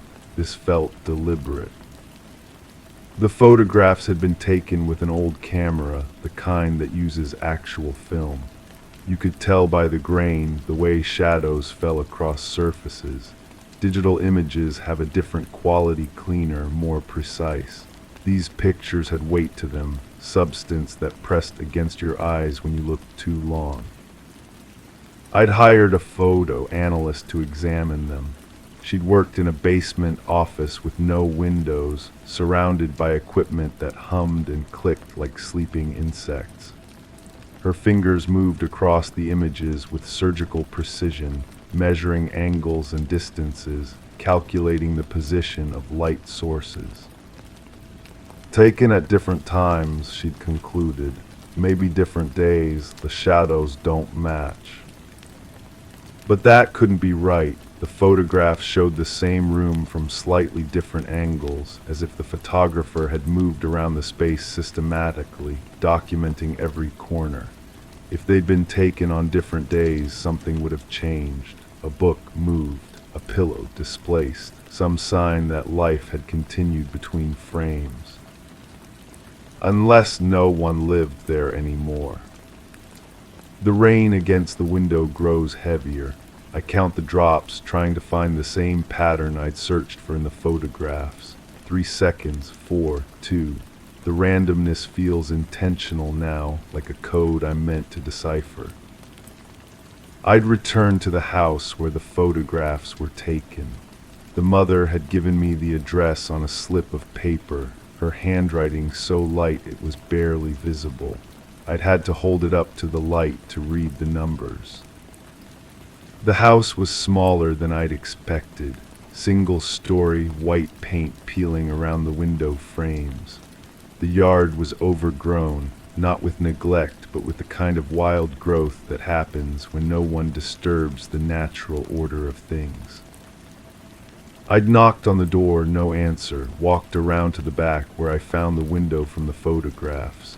It was closed now, locked from the inside. But when I pressed my face to the glass, I could see the room exactly as it had appeared in the pictures. Bed made, books arranged, everything in its place. Except there was no dust. Rooms that sit empty collect dust. It's inevitable, the way abandoned spaces surrender to entropy. But this room looked maintained, cared for, as if someone had been cleaning it regularly despite its apparent vacancy. I'd called the mother that evening. Her phone rang 6 times before she answered, and when she did, her voice sounded different, younger somehow, less weighted by whatever grief had brought her to me in the first place. "Did you find anything?" she'd asked. But I wasn't sure what I was supposed to be looking for anymore. A missing girl, evidence of a crime, or just confirmation of something that had never existed in the first place. The book on my table has fallen open again. I don't remember the pages being marked, but there's a paragraph circled in red ink. The writing discusses memory and perception, how the brain fills in gaps in experience with invented details that feel completely real. False memories, the text explains, can be more vivid and emotionally compelling than actual events. I closed the book again, but my hands are shaking now. The red ink wasn't there before, I'm certain of that, but certainty has become a luxury I can no longer afford. The detective had called me back to his office after I'd visited the house. He'd cleared his desk of the photographs, stacked them neatly in a manila folder that looked identical to the one they'd arrived in. His kind eyes seemed tired now, patient hands folded in his lap like he was preparing to deliver news no one wanted to hear. "We checked the address," he'd said. "House has been empty for 3 years. Owner moved out of state, never found a buyer." But that couldn't be right. The room had been too clean, too carefully maintained. Someone had been taking care of it, preserving it like a shrine to something that had once been important. Maybe the mother has a key, I'd suggested. Maybe she's been going there, keeping it clean. The detective had opened the folder, pulled out a single sheet of paper. Official letterhead, the kind used for reports and documentation. But the text was handwritten, not typed, and I recognized the script immediately. It was my handwriting, my signature at the bottom. "You filed this report yourself," the detective had said, 3 weeks ago. States that the missing person case was closed due to lack of evidence. No crime suspected. No further investigation warranted. I don't remember writing that report, don't remember closing the case or deciding there was no crime. But there was my signature, clear and unmistakable, authorizing the end of something I couldn't remember beginning. The faucet has stopped dripping. I don't know when the silence began, but it feels heavier now than the sound ever did. I turn the handle, trying to recreate the rhythm that had become so familiar, but the water flows smooth and steady, refusing to break into the irregular pattern that had marked my days. I find myself thinking about the girl again. Not her face, I never could remember her face clearly, but the sense of her. The weight of an absence that felt more substantial than presence ever could. The mother had called me one final time. I'd let it go to voicemail, not ready to hear that wire-thin voice asking questions I couldn't answer. When I'd finally listened to the message, her words were different than I'd expected. "Thank you," she'd said, just that. No explanation, no closure. Just gratitude for something I wasn't sure I'd provided. I'd saved the message, played it back dozens of times, trying to decode the emotion behind those two simple words. But each time I listened, the voice seemed to change slightly. Sometimes older, sometimes younger, sometimes familiar in a way that made my chest tight with recognition I couldn't place. The photographs are gone now. I'd kept them in a file cabinet in my office, but when I'd gone to look for them last week, the folder was empty. Just a few paper clips and a business card for a photo analyst whose basement office had been converted back to storage space. But I can still see the images in my mind, the empty room, the made bed, the open window that had been closed when I'd visited the house. Details that shifted and changed depending on when I tried to remember them, like looking at something through water that wouldn't stay still. I wonder sometimes if the girl was ever real, if the mother existed beyond that wire-thin voice on the phone, if the house I'd visited was the same one shown in the photographs, or just a place that resembled it closely enough to fool memory into accepting the substitution. The rain has stopped, but water still runs down the window in irregular streams. I trace the paths with my finger, following each drop as it merges with others, becomes part of something larger and less distinct. The glass feels cold against my skin, real in a way that so little else has lately. I think about calling the detective, asking him to show me that report with my signature again. But I'm afraid of what I might see. Afraid the handwriting won't match anymore, or that the paper will be blank, or that he won't remember meeting with me at all. Cases like this change you. They make you question not just what you know, but how you know it. The difference between memory and imagination becomes academic when both feel equally true and equally false. The book on the table is open again. Different page this time, but the same red ink circles a new paragraph. This one discusses the phenomenon of confabulation, the brain's tendency to create false memories to fill gaps in experience, memories so convincing that the person experiencing them cannot distinguish them from reality. I close the book and put it in a drawer, but I know it will reappear. Things have a way of returning in this case, circling back like water finding its own level. The girl's room haunts me still, not because of what was there, but because of what wasn't, the absence of dust, the perfect arrangement, the sense that someone had been caring for a space that no one was supposed to know existed. Maybe that someone was me. Maybe I've been visiting that house, maintaining that room, preserving something I can't remember losing.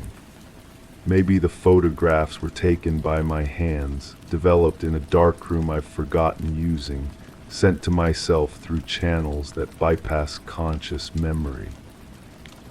The idea should terrify me, but instead it brings a strange kind of relief. At least it would mean the girl was real, even if she existed only in the spaces between what I remember and what I've forgotten. The faucet drips once, a single drop that echoes through the silence like a period at the end of a sentence I didn't know I was writing. Outside, the world continues its ordinary business, but inside this room, time moves differently, more slowly, more deliberately. I understand now why the mother thanked me, not for finding her daughter, but for proving that she had existed at all, for documenting the careful absence, the deliberate emptiness that marked where a life had been. The case isn't closed. Cases like this never close, just fade into the background noise of unanswered questions and incomplete truths. But maybe that's enough. Maybe the search itself was always more important than the finding. I sit in the chair by the window and watch my reflection lag behind my movements. The delay seems longer now, as if the distance between action and recognition is growing. Soon, I think, the reflection might not catch up at all, might remain frozen in this moment while I continue forward into whatever comes next. The girl in the photograph had looked like that, caught between moments, existing in the space where memory meets imagination, real enough to matter, elusive enough to haunt. I close my eyes and listen to the silence where the dripping used to be. In that quiet space, I can almost hear her voice, not calling for help, not asking to be found, just existing the way missing things do in the corners of consciousness where certainty cannot reach. When I open my eyes, the book is on the table again, open to a blank page this time, waiting for whatever story I might write there. But some stories resist telling, prefer to remain in the spaces between words, in the pauses between breaths, in the silence between drops of water that may or may not fall. The case remains open in my mind, a door I cannot close because I can no longer remember how I opened it. And maybe that's the only resolution possible, not answers, but acceptance of the questions that will outlive us all. Story 7. Morning light filtered softly through the curtains, casting stripes across the patterned rug. The house was unusually silent, the only sound a faint creak as the wooden floors settled in the cool dawn. The air carried a faint hint of lavender, a trace of yesterday's cleaning. But as I moved toward the study, I noticed the door ajar, open just a crack odd since it was always kept closed. Inside, the usual clutter seemed untouched, yet something felt wrong, as if the walls themselves held their breath. As the quiet thickened, dread crept in, whispering that something was out of place. The brass letter opener catches the light now, months later. Same angle on my desk, same tarnished gleam. I pick it up without thinking, feel its weight, cold metal against warm palm. The sensation pulls me back to that morning, or maybe to another morning entirely. Memory has a way of folding in on itself. She had been standing by the window when I first noticed her hands shaking. Not the obvious tremor of fear, but something subtler. a flutter at her wrists as she reached for her coffee cup. "You're sure nothing's missing?" "Nothing obvious, but you know how it is with someone else's space." Someone else's space, the phrase echoed strangely, then echoes still. Whose space was it really? The lease bore her name, but the books on those shelves belonged to him. His handwriting in the margins, his careful annotations, philosophy texts mostly, dense volumes that seemed to watch from their perches. I set the letter opener down. The small sound it makes metal against wood is precise, final, but nothing about this case was ever final. The detective's voice comes back to me in fragments. No signs of forced entry. Door was unlocked from the inside, windows secure. What about the neighbors? Heard nothing unusual. One mentioned seeing a car parked across the street around midnight, but couldn't provide details on make or model. The car was gone by morning. So they said. I remember writing this down, or thinking I should write it down. My notebook from that period is filled with half sentences, questions that led nowhere. Coffee stains mark certain pages. I must have been drinking too much coffee then, staying up too late, trying to make sense of details that refused to align. The study door in my memory opens wider now. I see myself pushing it with one finger, watching the hinges move without sound. Well-oiled hinges. Someone had maintained this house carefully, lovingly even, but who? Her voice, when she called that first morning, carried an odd formality.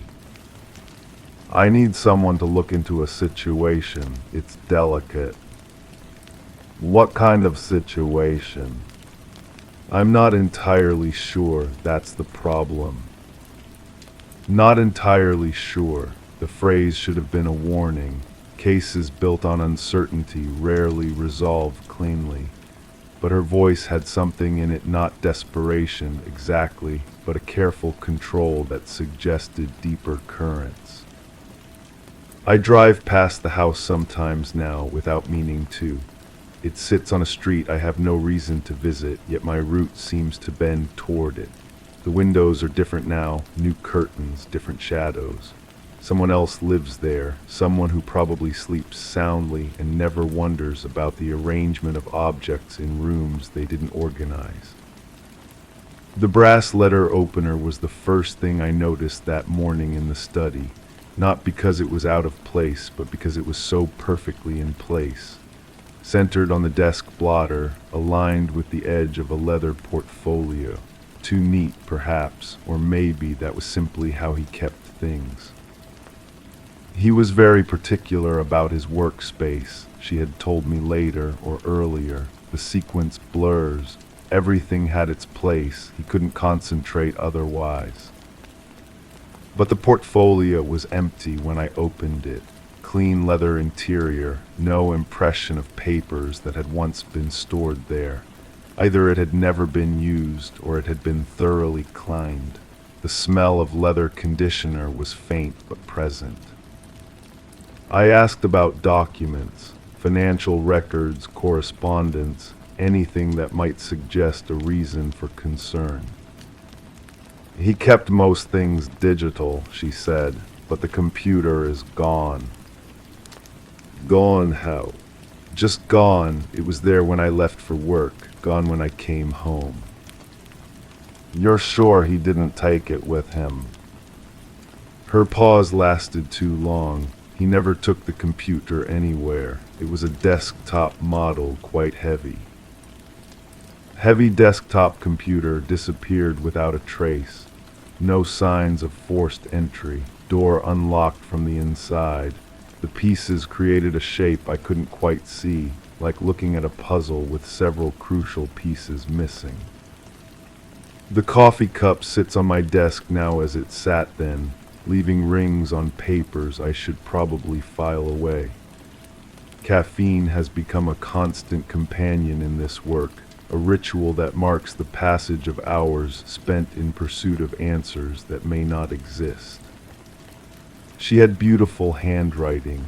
I noticed this when she signed the contract, careful cursive letters that belonged to an earlier generation. The signature was confident, decisive, nothing like the tremor I'd observed in her hands. "How long had you known him?" Known him, the question seemed to surprise her. We lived together for 3 years. But before that, how did you meet? Another pause. She had a way of considering questions as if they contained hidden meanings. At the library, he was researching something, needed help finding a particular book. What kind of book? I don't remember exactly. Something about memory, I think, or maybe it was about forgetting. The subjects blur together after a while.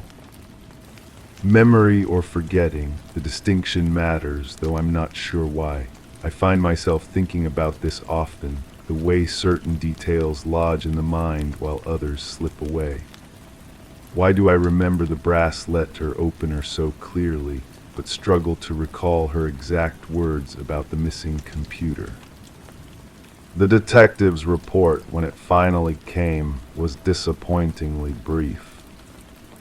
Subject appears to have left voluntarily. No evidence of foul play. No indication of financial distress or personal conflict. Recommend case be classified as voluntary missing person. Voluntary, the word carries weight, implies choice, agency, intention. But what about the computer? What about the car the neighbor saw? What about the perfect alignment of the letter opener on a desk that should have shown signs of hurried departure? I brought these questions to her, expecting frustration or at least disappointment. Instead, she nodded as if the detective's conclusion confirmed something she already knew. "So that's it then," she said. "It doesn't have to be. We could keep looking, check other avenues." "No, I think it's better this way." Better this way, the phrase haunts me still. Better for whom? Better how? I should have asked these questions then, but something in her manner discouraged further inquiry. She paid my fee without complaint and left, walking to her car with the same careful composure she'd maintained throughout our brief relationship. But I kept the key she'd given me, told myself I forgot to return it, though that wasn't entirely true.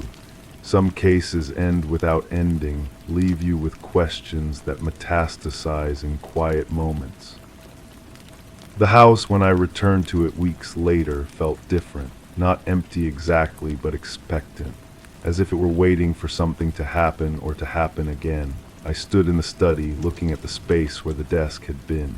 New tenants had different furniture, different needs. The brass letter opener was gone, of course, probably donated or discarded, just another object whose significance existed only in my memory.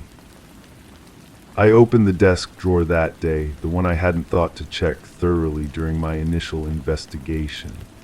Empty like the portfolio, but when I ran my fingers along the bottom, I felt something, not an object, but an impression. Faint scratches in the wood, as if something had been carved there and later sanded away. Letters maybe, or numbers. The marks were too faint to decipher, but their existence suggested intention, secrecy, the kind of hidden message someone leaves when they can't speak openly. The neighbor who mentioned the midnight car was an elderly woman with careful eyes and a tendency to watch the street from behind her front curtains. When I spoke with her again, she remembered additional details. It wasn't a large car, but it wasn't small either. Dark-colored, maybe blue or black, hard to tell under the streetlights. "Did you see anyone get in or out?"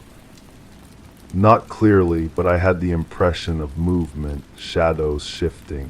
Could have been my imagination. Could have been the phrase that defines this entire case. Could have been voluntary departure. Could have been foul play.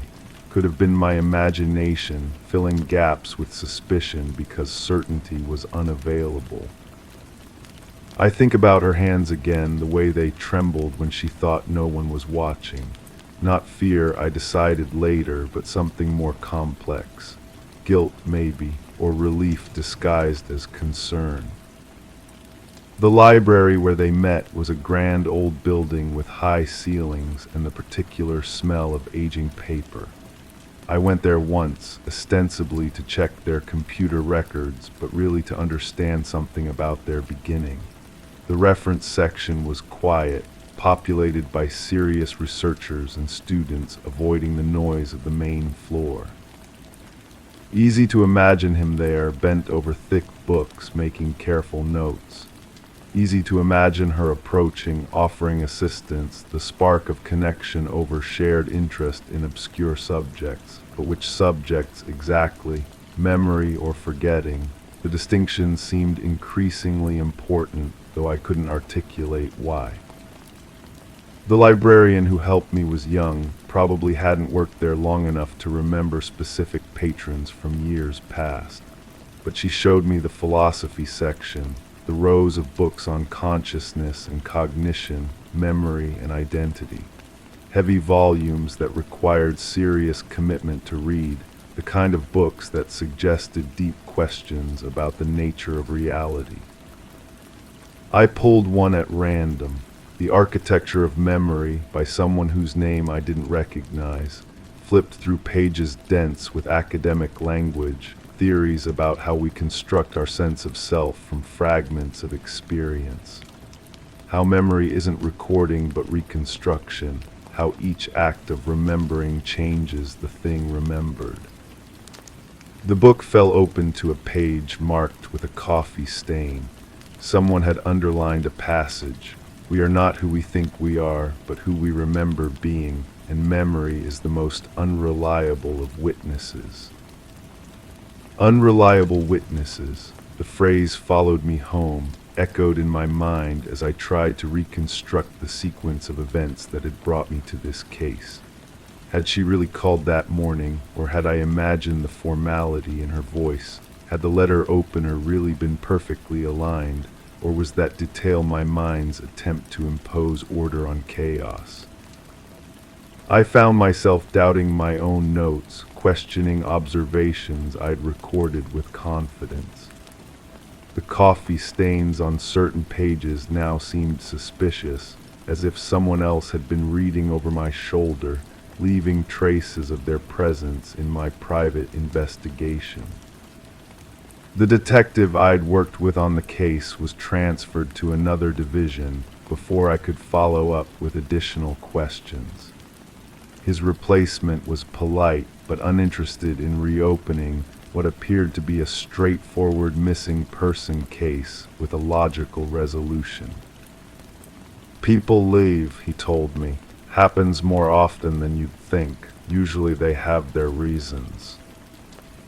Usually they have their reasons, but what reasons? And why leave behind a life that appeared from the outside to be stable and comfortable? Why disappear without explanation, without forwarding address, without any apparent preparation? The house sold quickly after the new tenants moved out. I heard this from the elderly neighbor, who seemed to keep track of comings and goings on her street with the dedication of an unofficial historian. Nice young couple bought it, she told me. Planning to start a family, they said. Good to have children on the street again.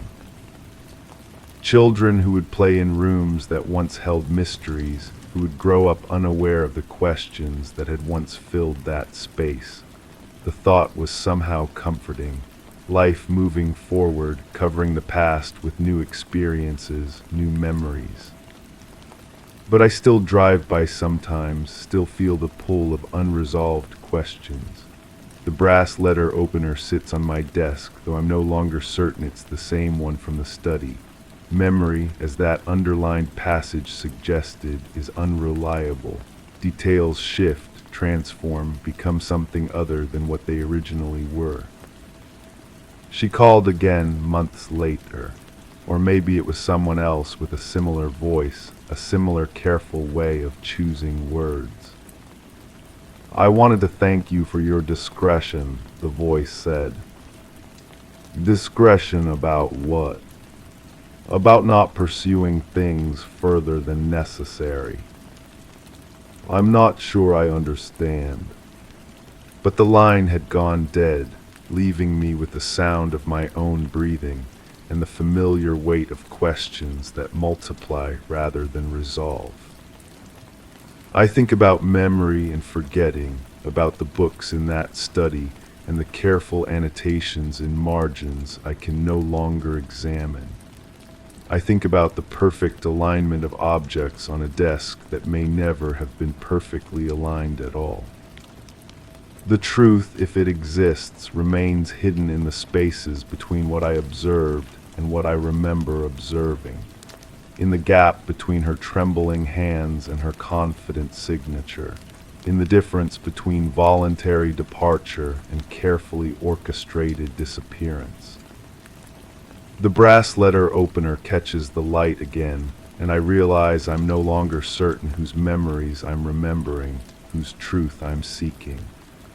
The case has become part of me, its ambiguities woven into my own sense of what's real and what's constructed. Morning light filters through my curtains now, casting familiar stripes across the floor. The house is quiet, settled, normal, but somewhere in the back of my mind a door remains ajar and I can't shake the feeling that something is still out of place. Story 8. The paintbrushes were dry as I set them down. The scent of turpentine clung to the corners of the room, teasing at memories of something not fully remembered. My fingers tingled with the residue as if they too held a secret within their grasp. A soft creak echoed from the wooden steps behind me, a sound that seemed to settle into the walls. I hesitated, feeling the weight of silence, until the air shifted a whisper that called for attention, yet left nothing revealed. The canvas before me remained blank, though I could have sworn there had been something there moments ago. A faint outline, perhaps, or the suggestion of a face emerging from the white expanse. My hand moved unconsciously toward the surface, stopping just short of touching it. The texture looked different somehow, as if layers of paint had been scraped away, leaving only the ghost of what once existed. I stepped back, noticing how the afternoon light caught the weave of the fabric at an angle that seemed impossible given the position of the window. The palette knife lay beside my easel, its blade clean but for a single streak of ochre that I didn't remember mixing. The color was warm, almost flesh-toned, and it seemed to pulse in the shifting light. I picked up the knife, feeling its familiar weight, but something about the balance felt wrong. The handle bore tiny scratches that hadn't been there before, or perhaps I had simply never noticed them. When I held it closer to examine the marks, they appeared deliberate, almost like tally marks someone might make to count something important. The window overlooked the garden, where the roses had begun to wilt despite the careful attention I thought I had been giving them.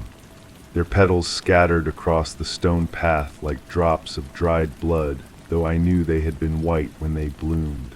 The sight stirred something uncomfortable in my chest, a flutter of recognition that felt both foreign and deeply familiar.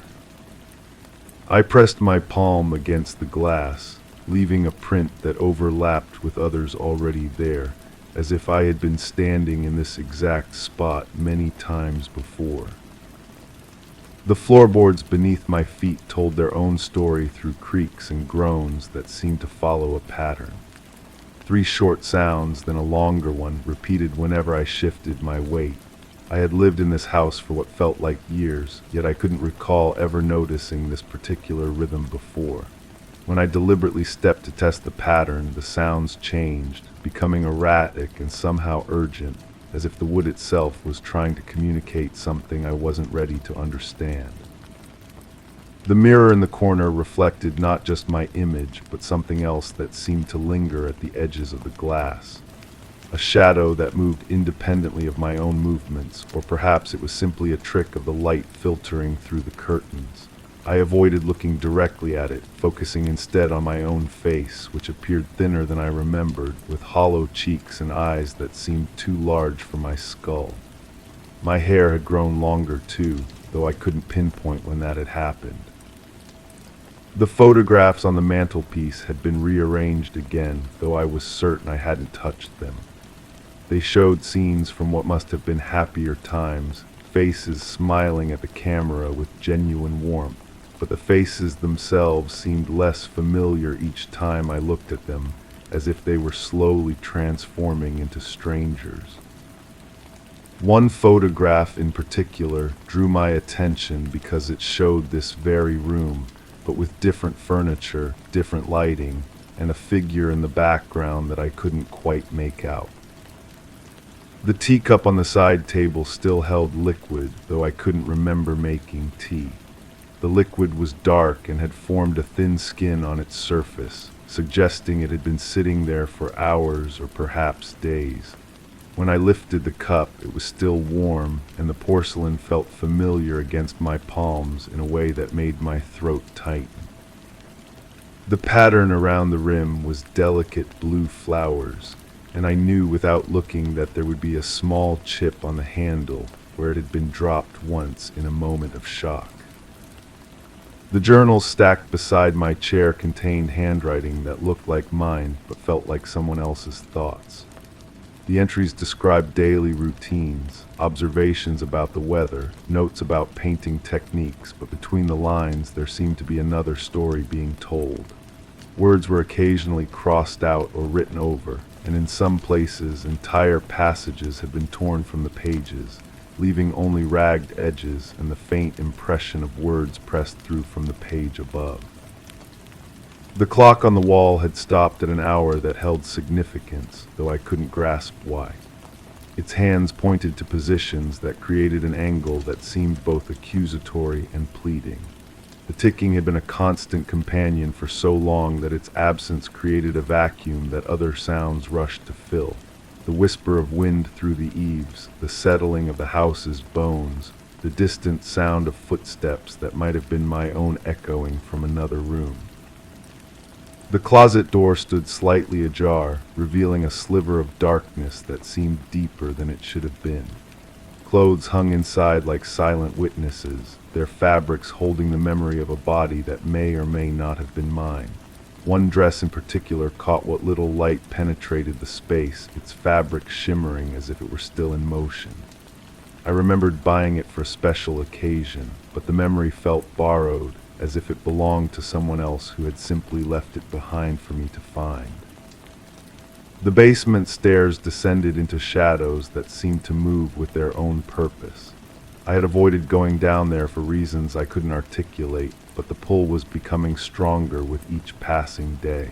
The handrail was smooth from years of use, worn to a shine that reflected the dim light from above. Each step creaked with a voice that seemed to call my name, though the sound was too distorted to be certain. At the bottom, something waited in the darkness, patient and still. The kitchen sink held dishes that I didn't remember using, their surfaces clean but somehow wrong, as if they had been washed by hands other than my own. The sponge beside the faucet was damp, and when I touched it, my fingers came away with a residue that felt slippery and strange. The window above the sink framed a view of the neighbor's house, where lights moved behind curtains in patterns that suggested someone was watching, though I never saw a face clearly enough to be sure. The telephone sat silent on its table, but I could swear I heard it ringing at odd hours when I was drifting between sleep and waking. When I would rush to answer it, the receiver would be cold in my hand, and the dial tone would hum with an emptiness that felt accusatory. The numbers on the rotary dial seemed to glow faintly in the dark, as if they had absorbed light during the day and were slowly releasing it back into the room. The medicine cabinet in the bathroom contained bottles with labels that had been partially scraped away, leaving only fragments of words that might have been names or instructions.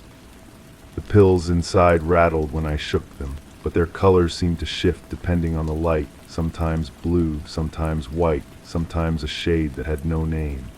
I couldn't remember what they were for, but my body seemed to know, reaching for them at specific times with a certainty that bypassed conscious thought.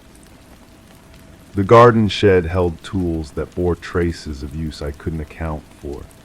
The shovel's blade was clean but showed signs of recent contact with earth, and the rake's tines held fragments of leaves that hadn't fallen from any tree in my yard.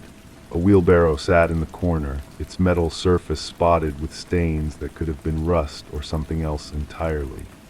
The smell in the shed was earthy and rich, but underneath it lurked something sweeter, more cloying, that made my stomach turn.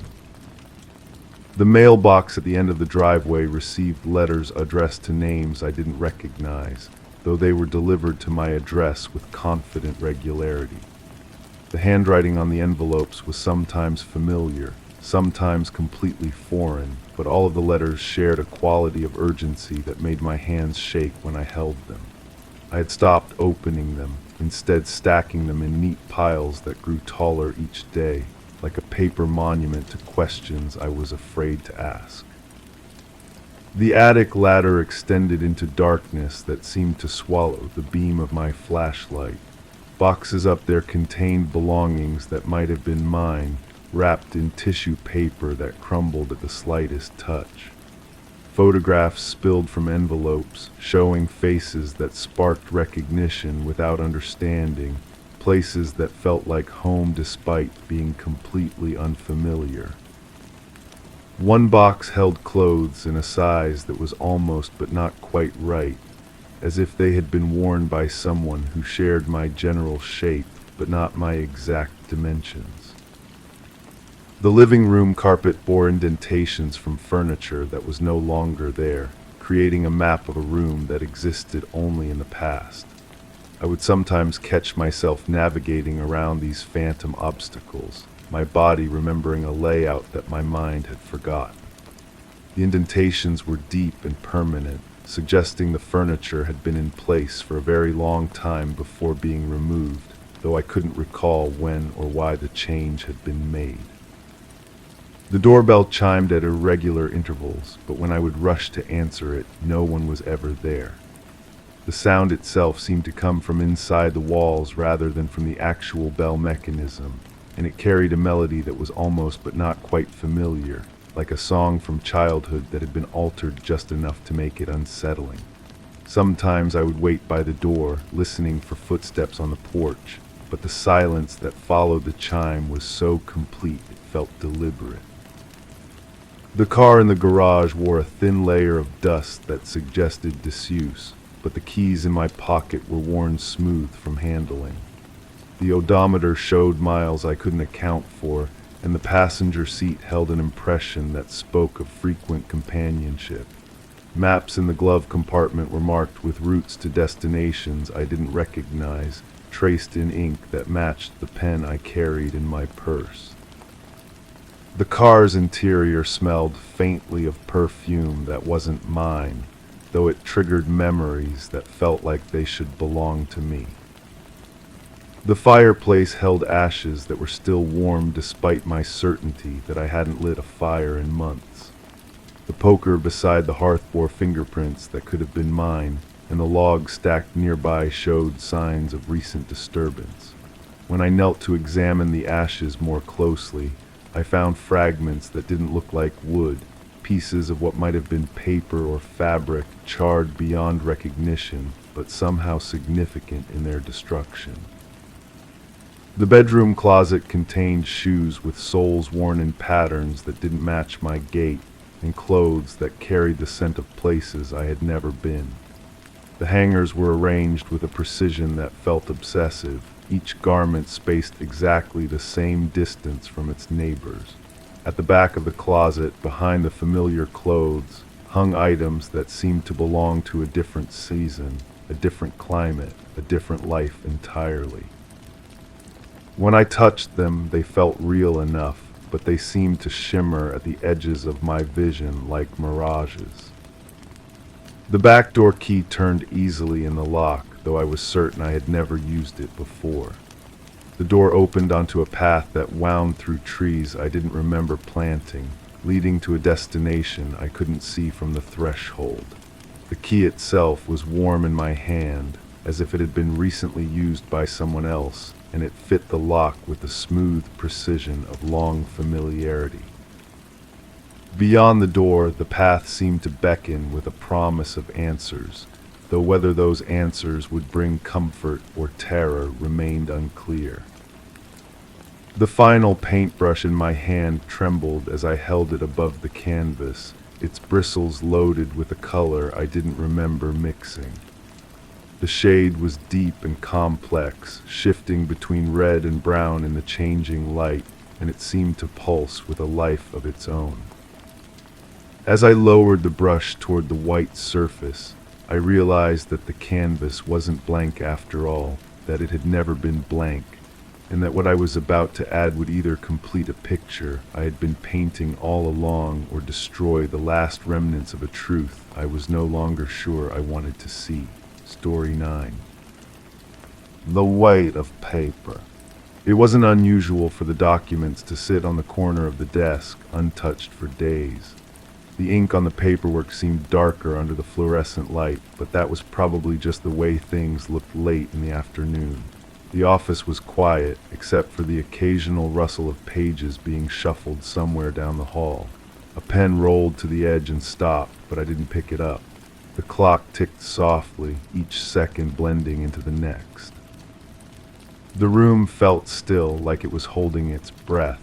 I didn't place the papers in the drawer where they usually went.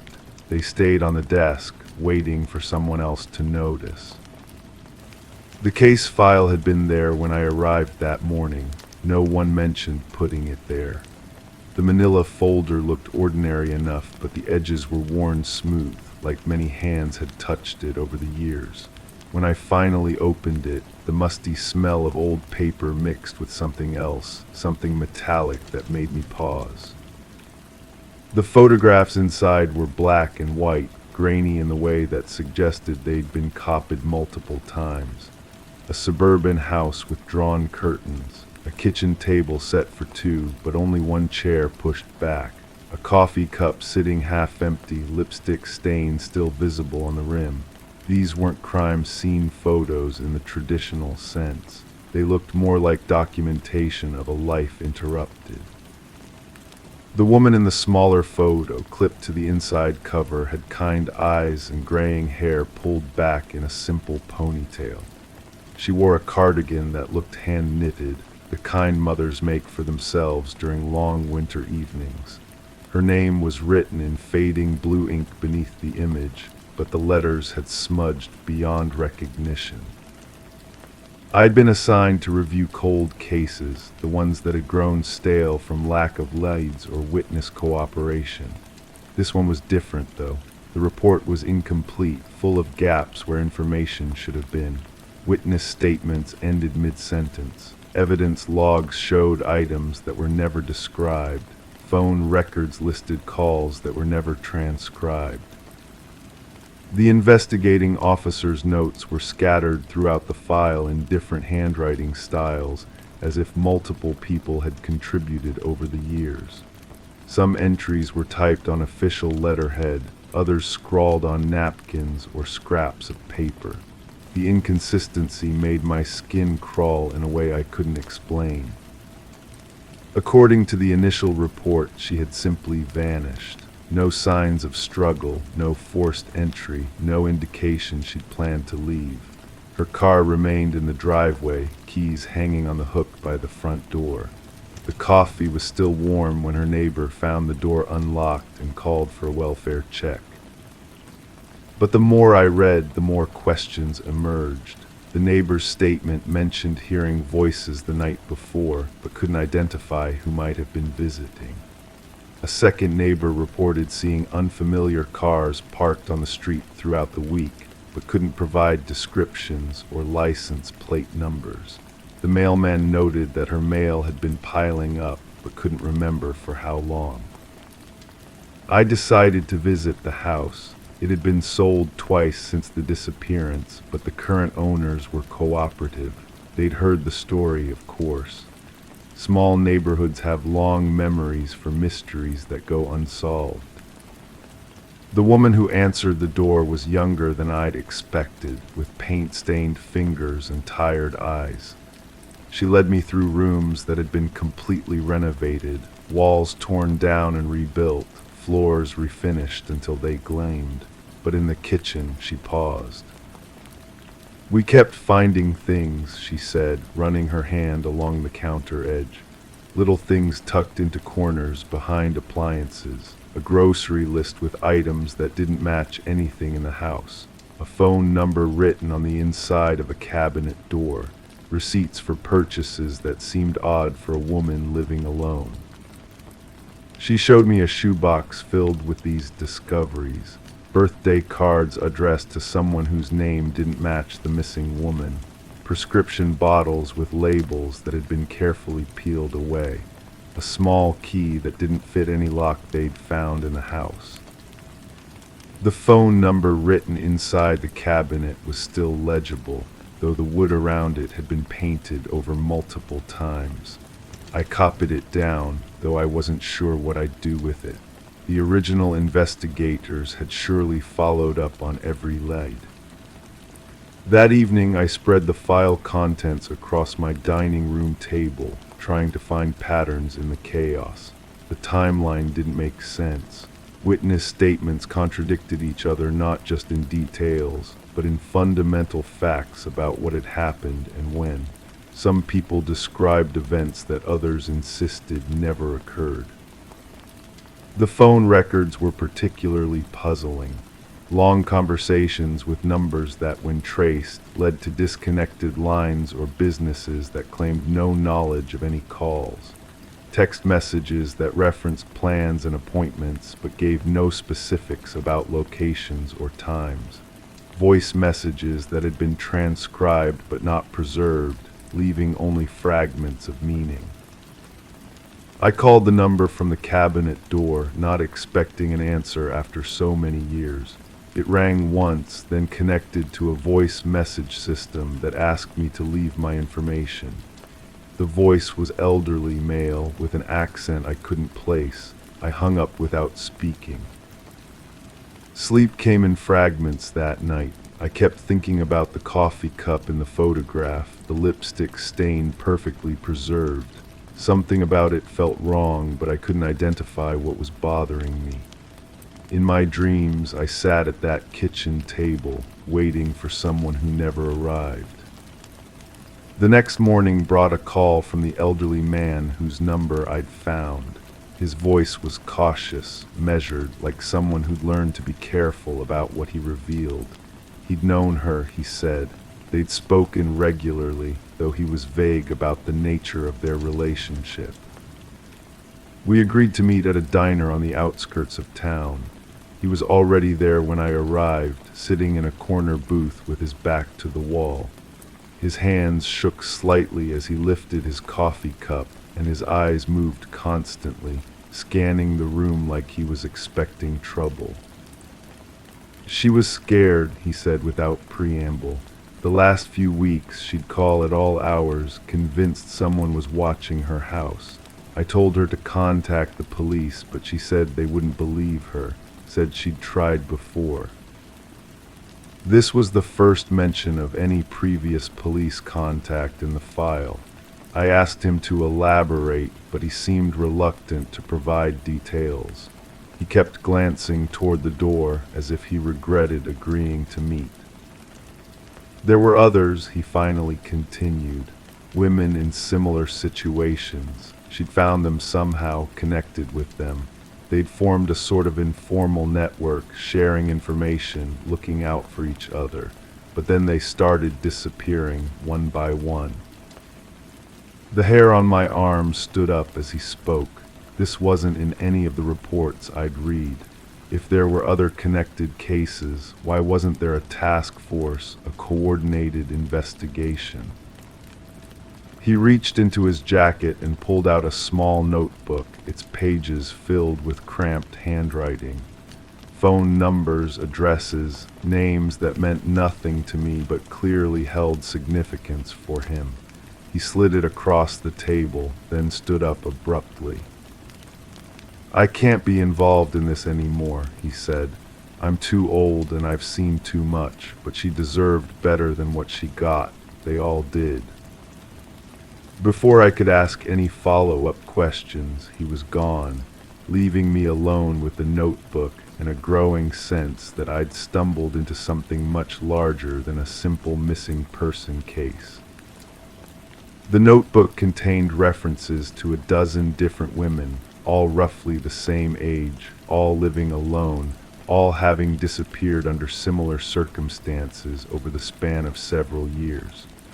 Some of the cases I recognized from other cold files, others were completely unknown to me. I spent the following days tracking down what information I could find about each woman. The patterns were disturbing. All had reported feeling watched or followed in the weeks before their disappearances.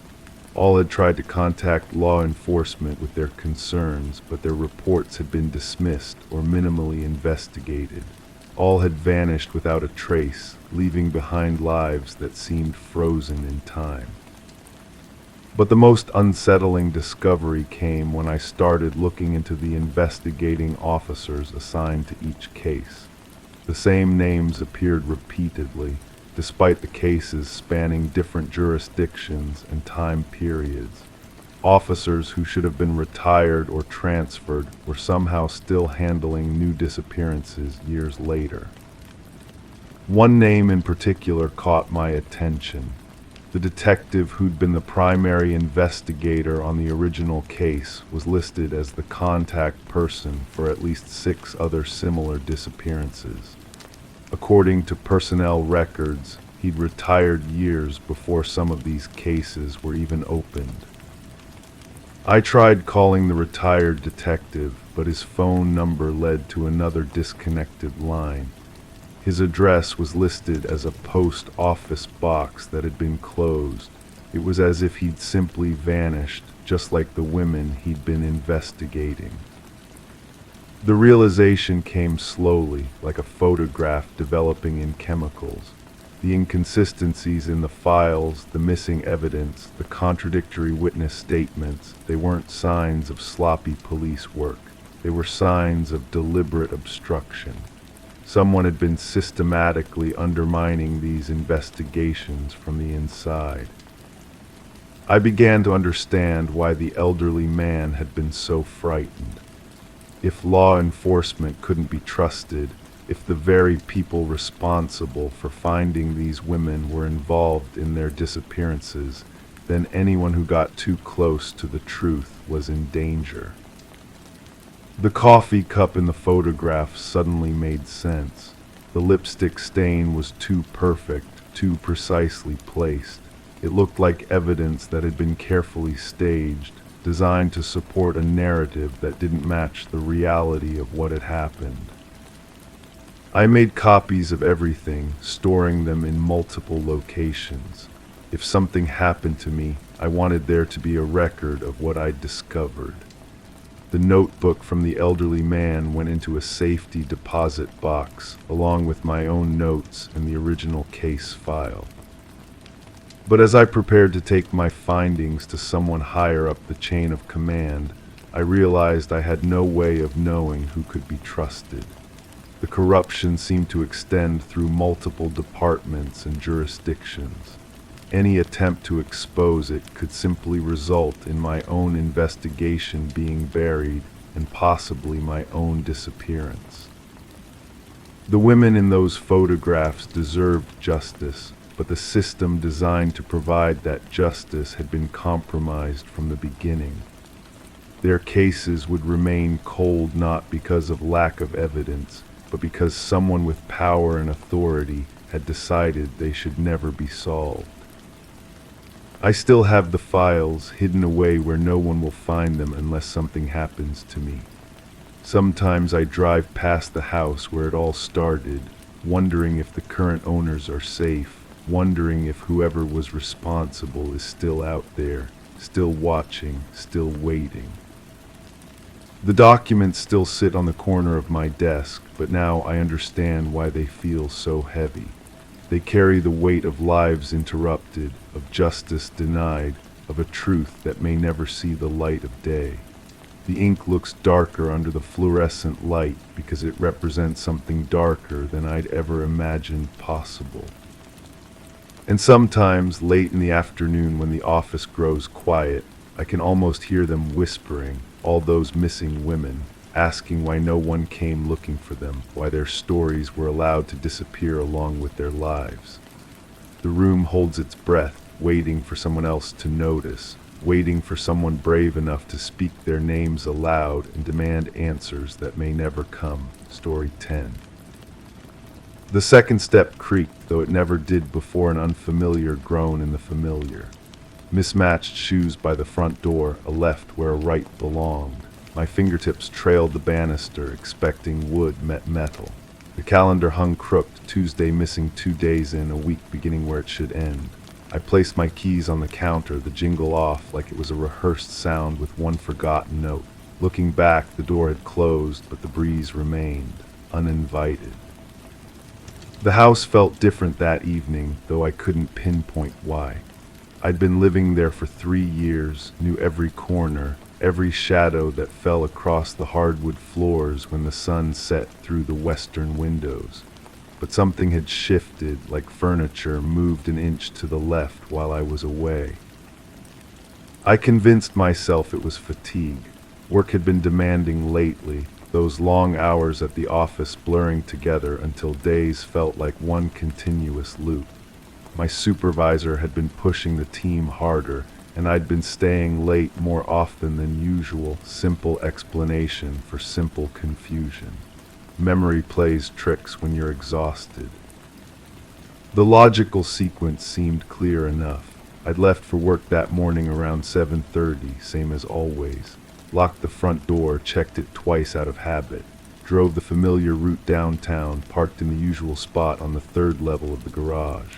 Spent 9 hours reviewing case files, making phone calls, typing reports, standard Tuesday routine.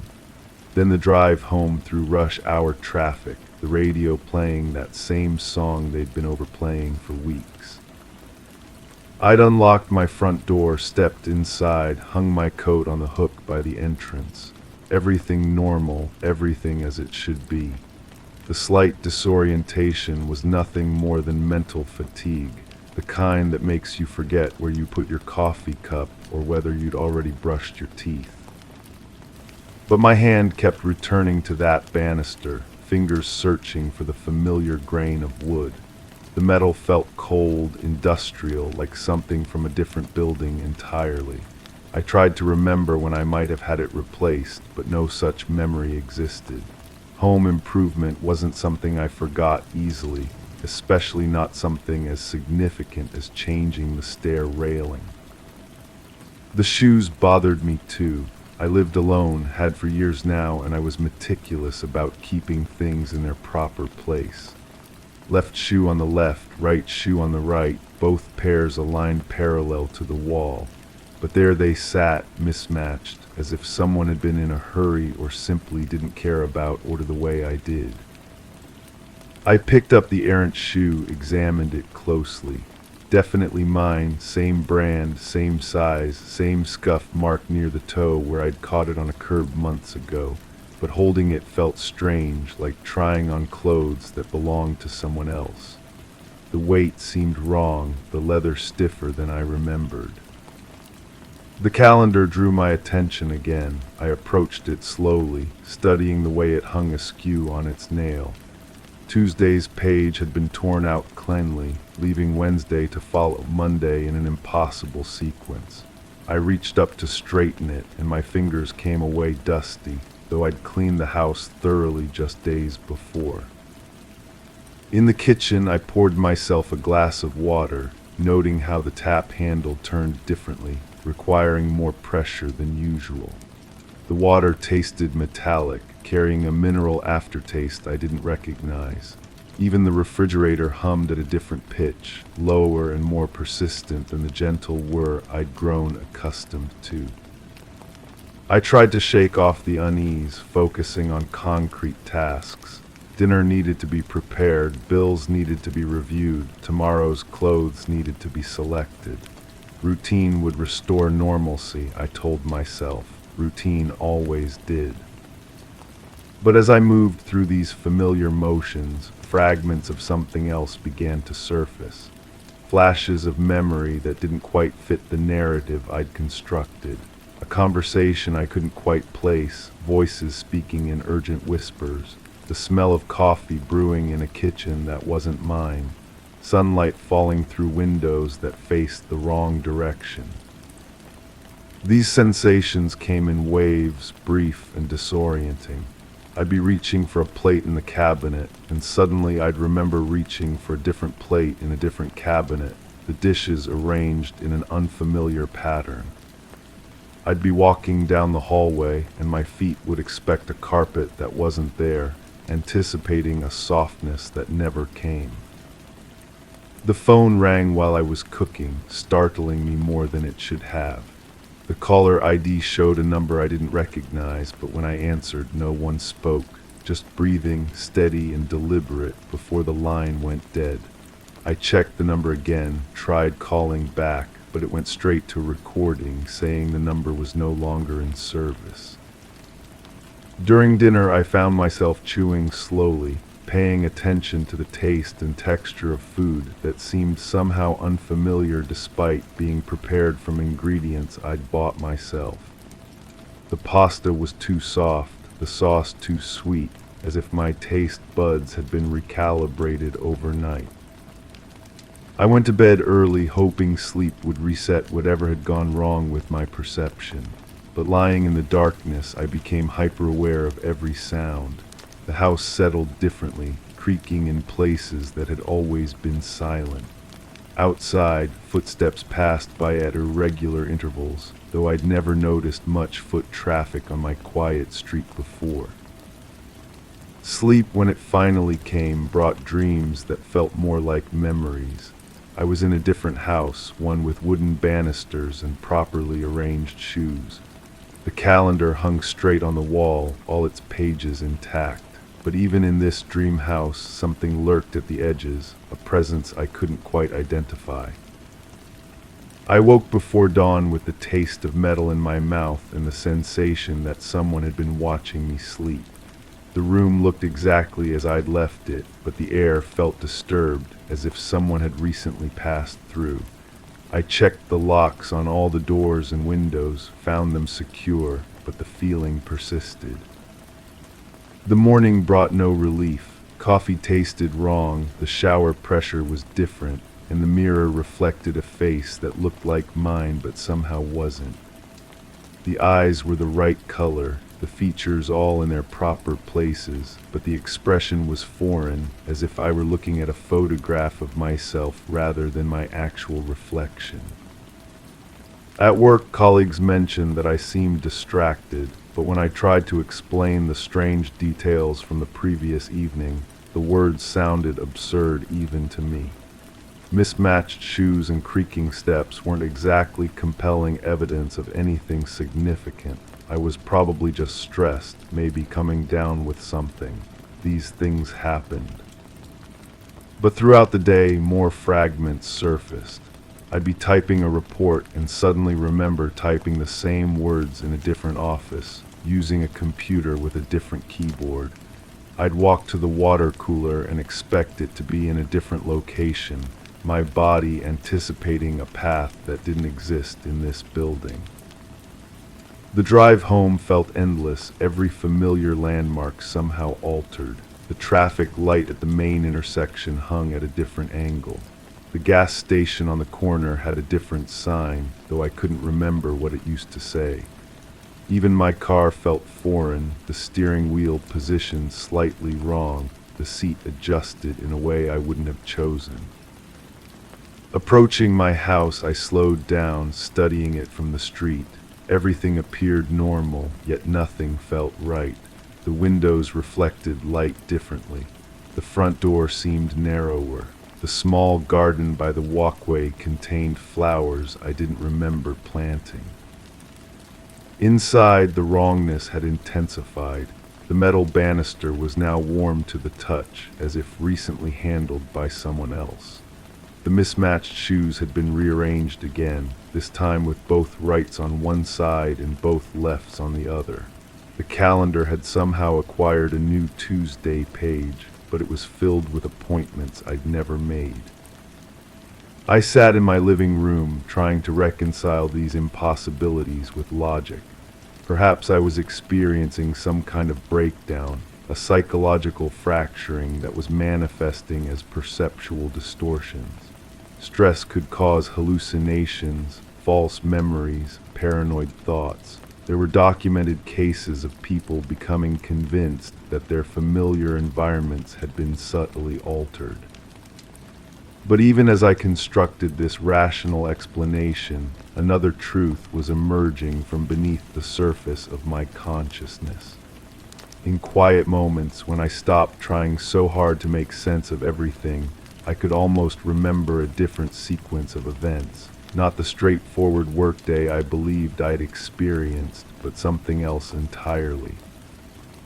Fragments of this other memory included different voices, unfamiliar faces, conversations that had never happened according to my official recollection.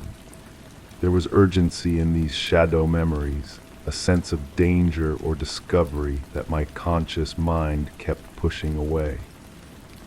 The phone rang again, the same unknown number.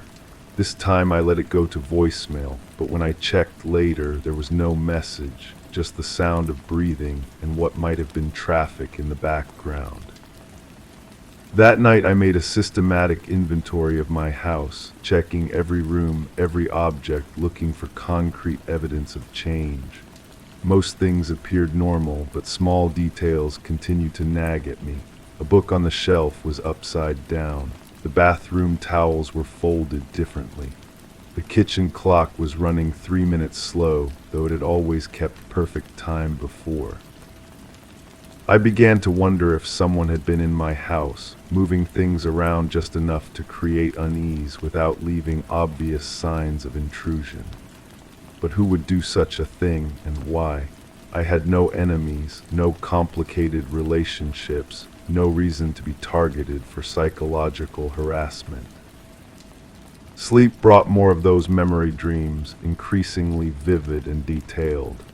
I was in an office that wasn't mine, speaking to people I didn't recognize, handling documents that contained information I shouldn't have known.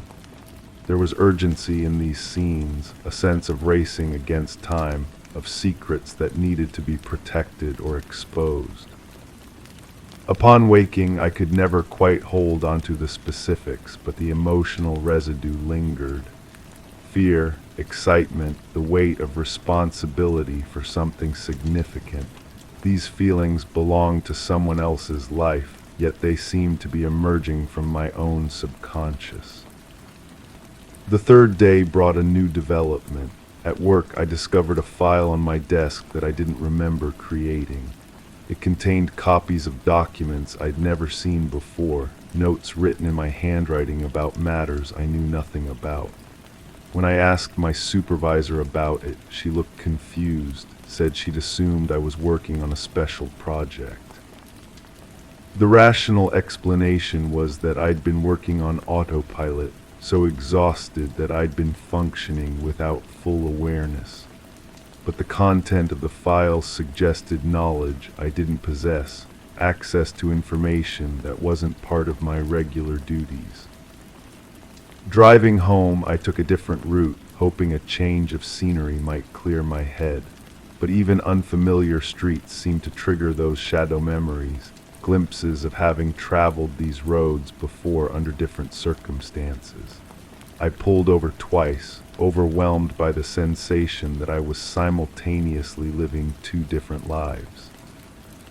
At home, the distortions were becoming more pronounced. The metal banister was now definitely metal, no question about it, but I could swear it had been wood just days before. The calendar showed the correct sequence of days, but the handwriting of the appointments wasn't quite mine, though it was close enough that I couldn't be certain.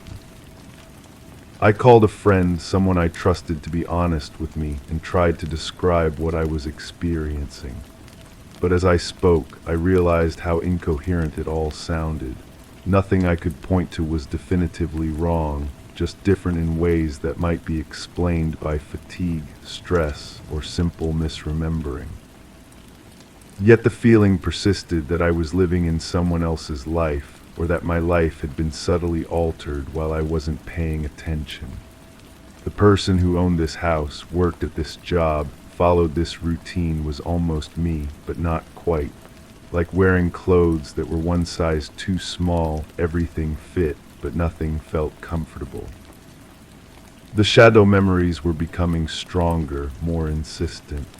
In quiet moments, I could almost access them directly, but whenever I tried to focus on the details, they slipped away like smoke. There was something important hidden in those fragments, something that would explain the wrongness I'd been experiencing. But perhaps that was the point. Perhaps the truth wasn't meant to be easily accessible, wasn't meant to be reconciled with the surface narrative of my ordinary life. Perhaps some questions were more powerful than their answers, some mysteries more meaningful when they remained unsolved.